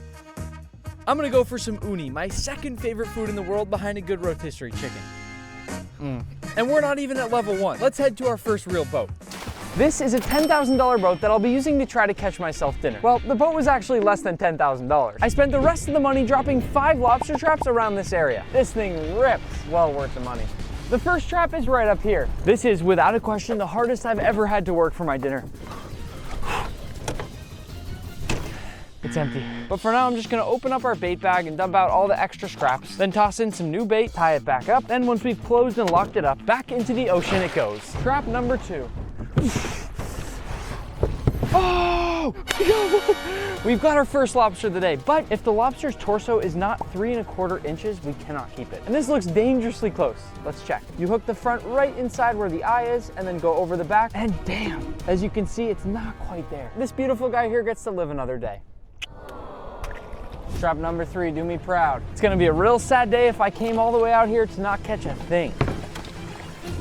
Crabs. Damn it. One thing that does happen a lot when you rig up lobster traps is you get tons and tons of these crabs. The sun is starting to set. We still have 2 traps to check. I haven't lost hope, but I am starting to get a little nervous. Trap number 4, crabs. Again, this is our last hope. Everything rides on what is in this trap right now. Oh my God. We got 3! The lobster gods were looking out for us today, Manny. This thing is enormous. It's a lobster big enough probably to feed almost 2 people. We got another beautiful one right here. In fact, this is a perfect size for just 1 person and probably the lobster that I'm gonna cook up. But before I cook it up, since we got a couple of these lobster, we need to stick bands on them so they don't kill each other. I'll put a simple rubber band onto the end of this device, then open it up, then I'll stretch it right around that claw and release. For this, I'm gonna start simple with just a bit of fresh salt seawater, which I'm gonna cover and bring to a boil on my good old burner. While this is heating up, I'm going to kill the lobster the proper way. This will put him right out of his misery before we cook him. Once this begins to steam a little bit, we'll go ahead and toss in our lobster. It's been about 12 or 13 minutes, which means our lobster should be cooked. And it's time to eat. I don't think I've ever been more excited to have lobster in my entire life. With this tail here, I'm gonna crack all the way down, then rip it open, and when lobster is fresh like this, you can pull it straight out. That right there is a perfect, beautiful piece of lobster. Let's have a taste. Wow, the meat is so incredibly fresh. Now that the tail's done, I'll do the claws. For those, I'll crack again, drink the juice, crack once more, and out comes that beautiful claw. Because we only caught this lobster 15 minutes ago, we might have just made a world record time for eating a lobster straight from the ocean. Guys, I am not kidding when I say those were the best few bites of lobster I have ever had in my entire life. I'm on a $1 million boat where I'm about to eat some caviar. This boat features a beautiful sun deck, a full bar, and a luxurious dining area. They even let Manny drive. Let's let the caviar cruise commence. Good evening, sir. I have your vintage 2012 Dom Perignon. May I? Yes, please. You're gonna have to give me a second. I've never done this before. Oh my God. All right, I think I got it. Before you try this, just want to let you know this is our white small batch. There's only 12 ever made. You're the first person to actually ever try this. Just open it. Okay. Just go like this. Yep. Can I shake it a little bit? No, don't shake it. Take the wire completely off. Oh my. Woo! Oh my God. I didn't know it was gonna explode. Man. Oh my God.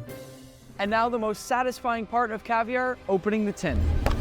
Oh my God. In addition to this incredible bottle of Dom Perignon champagne that Manny has just poured, we have a 500-gram tin of Royal Ascetra caviar, the best of the best. And this comes with a variety of traditional caviar accompaniments, including Ritz crackers, potato chips, egg white and egg yolk, red onion, creme fraiche, and lemon. I'm gonna start with a Ritz cracker. Once we've loaded up our cracker, I'll finish this one with just a touch of creme fraiche. And this right here will be an incredible bite. It's salty, a little bit fatty, super, super rich. I thought that lobster from earlier would be hard to beat, but this does it. The only thing better than doing it on a Ritz cracker is using a potato chip. For this one, I'll put just a touch of egg and a little bit of lemon juice. Manny, what'd you think of this boat? Insane. We're about to go on one 100 times bigger. This is Mirabella, one of the largest boats in the entire world. It also happens to have one of the best chefs in the entire yachting world. At nearly 160 feet long, one of the largest boats Northrop & Johnson offers, this boat's got a lot of space. Before we eat, let's take a quick tour, starting with this jacuzzi right here. This massive outdoor dining room table has a huge Lazy Susan so everyone can share their food. It's got automatic doors. This boat is 10 times fancier than my house. It even has this $100,000 hidden TV in the living room. But just wait until you see this bathroom. What? It's crazy. This has to be the coolest bathroom ever. Walking through all these bathrooms, I literally feel like I'm at a fancy spa. Let's check out the bedrooms. Mirabella has not one, not two, but 5 different guest bedrooms on board. And these bedrooms are so nice that it's literally like sleeping in a luxury hotel. This is just crazy. Hey, Captain. Hey, guys. This is fantastic. Look how many controls there are. Is it hard to captain a boat like this? It gets easier with experience. I'll tell you one thing right now, I would not trust Manny with any of this stuff right here. I wouldn't either. This boat has so many incredible things that I feel like I could explore it for days and not even find everything. And if all that wasn't enough, it's got every water toy you could possibly imagine. But the kitchen is where the real magic happens. Chef, how are you? Chef has prepared a 5-course meal for us today. Are you ready? We're ready. It's time for our first course. Whoa. What I've got in front of me here is an incredible caviar presentation complete with all the traditional sides. And this caviar alone goes for $10,000, the price of our dinghy from level 1. Having caviar with potato chips is one thing, but doing it with a Bellini is just that much fancier. And given the boat that we're on today, I think it's appropriate for me to take a nice large scoop of caviar and place that right on top of my Bellini. One more little scoop couldn't hurt. I'll finish it off with just a tiny dollop of creme fraiche, just a little bit of that egg, and just a few chives to top it off. That is what I call the perfect bite of caviar. We're moving on to course number 2. This course is a beeswax dry-aged yellowtail snapper with clear soy sauce, Japanese mikan fruit, black sesame powder, and more. Visually, this dish is stunning, and I love the fact that I'm able to eat fish while floating over the sea. Because of the aging process, it takes the chef nearly a week to create this dish. It is completely unlike anything I've ever tasted before. Course number 3. Oh my God. For this dish, we've got salmon skin street tacos with bluefin tuna and Ora King salmon, garnished with toasted macadamia nuts, avocado crema, and micro chrysanthemum. These are so cool. The fact that the chef took the time to break down the whole salmon that he got and then turn the skin into these taco shells is incredible to me. And just by looking at this, I already know the kind of crunch that I'm about to get. That is the type of bite that makes me wish I could dine on a mega yacht every single day. There is a time when I spent $25,000 on a single taco for a video, and this right here is 25 times better. This is just insane. We are getting even more fish for course number 4. For this course, we've got a tuna tataki with confit ginger, wasabi, and chili crisp. Now, if I ever order tuna tataki, this is exactly what I want it to look like. We've got that beautiful, perfect pink color on the tuna, and he's given us plenty of different sauces to dip it in. It actually tastes like he pulled the fish straight out of the ocean into the kitchen, then onto my plate. Now for our last dish before dessert. This is pork 2 ways, and it's made with Korabuta pork, which is considered the Wagyu of pork. This dish smells incredible. It's served first on this beautiful bao bun, banh mi style. If we move over here, we have this Chinese style barbecued pork. Definitely one of my personal favorites. This essentially tastes like barbecued bacon, but a million times better, and I mean it. Manny, you have to take a bite of this. Oh my God. And for our final dish of the day, we have this apple cheesecake mousse with an apple sorbet and a Wagyu beef caramel powder. Can't forget dessert. I don't even know where to start with this dessert, but I guess I'll start by taking a satisfying spoonful from the apple. Whoa. The only thing I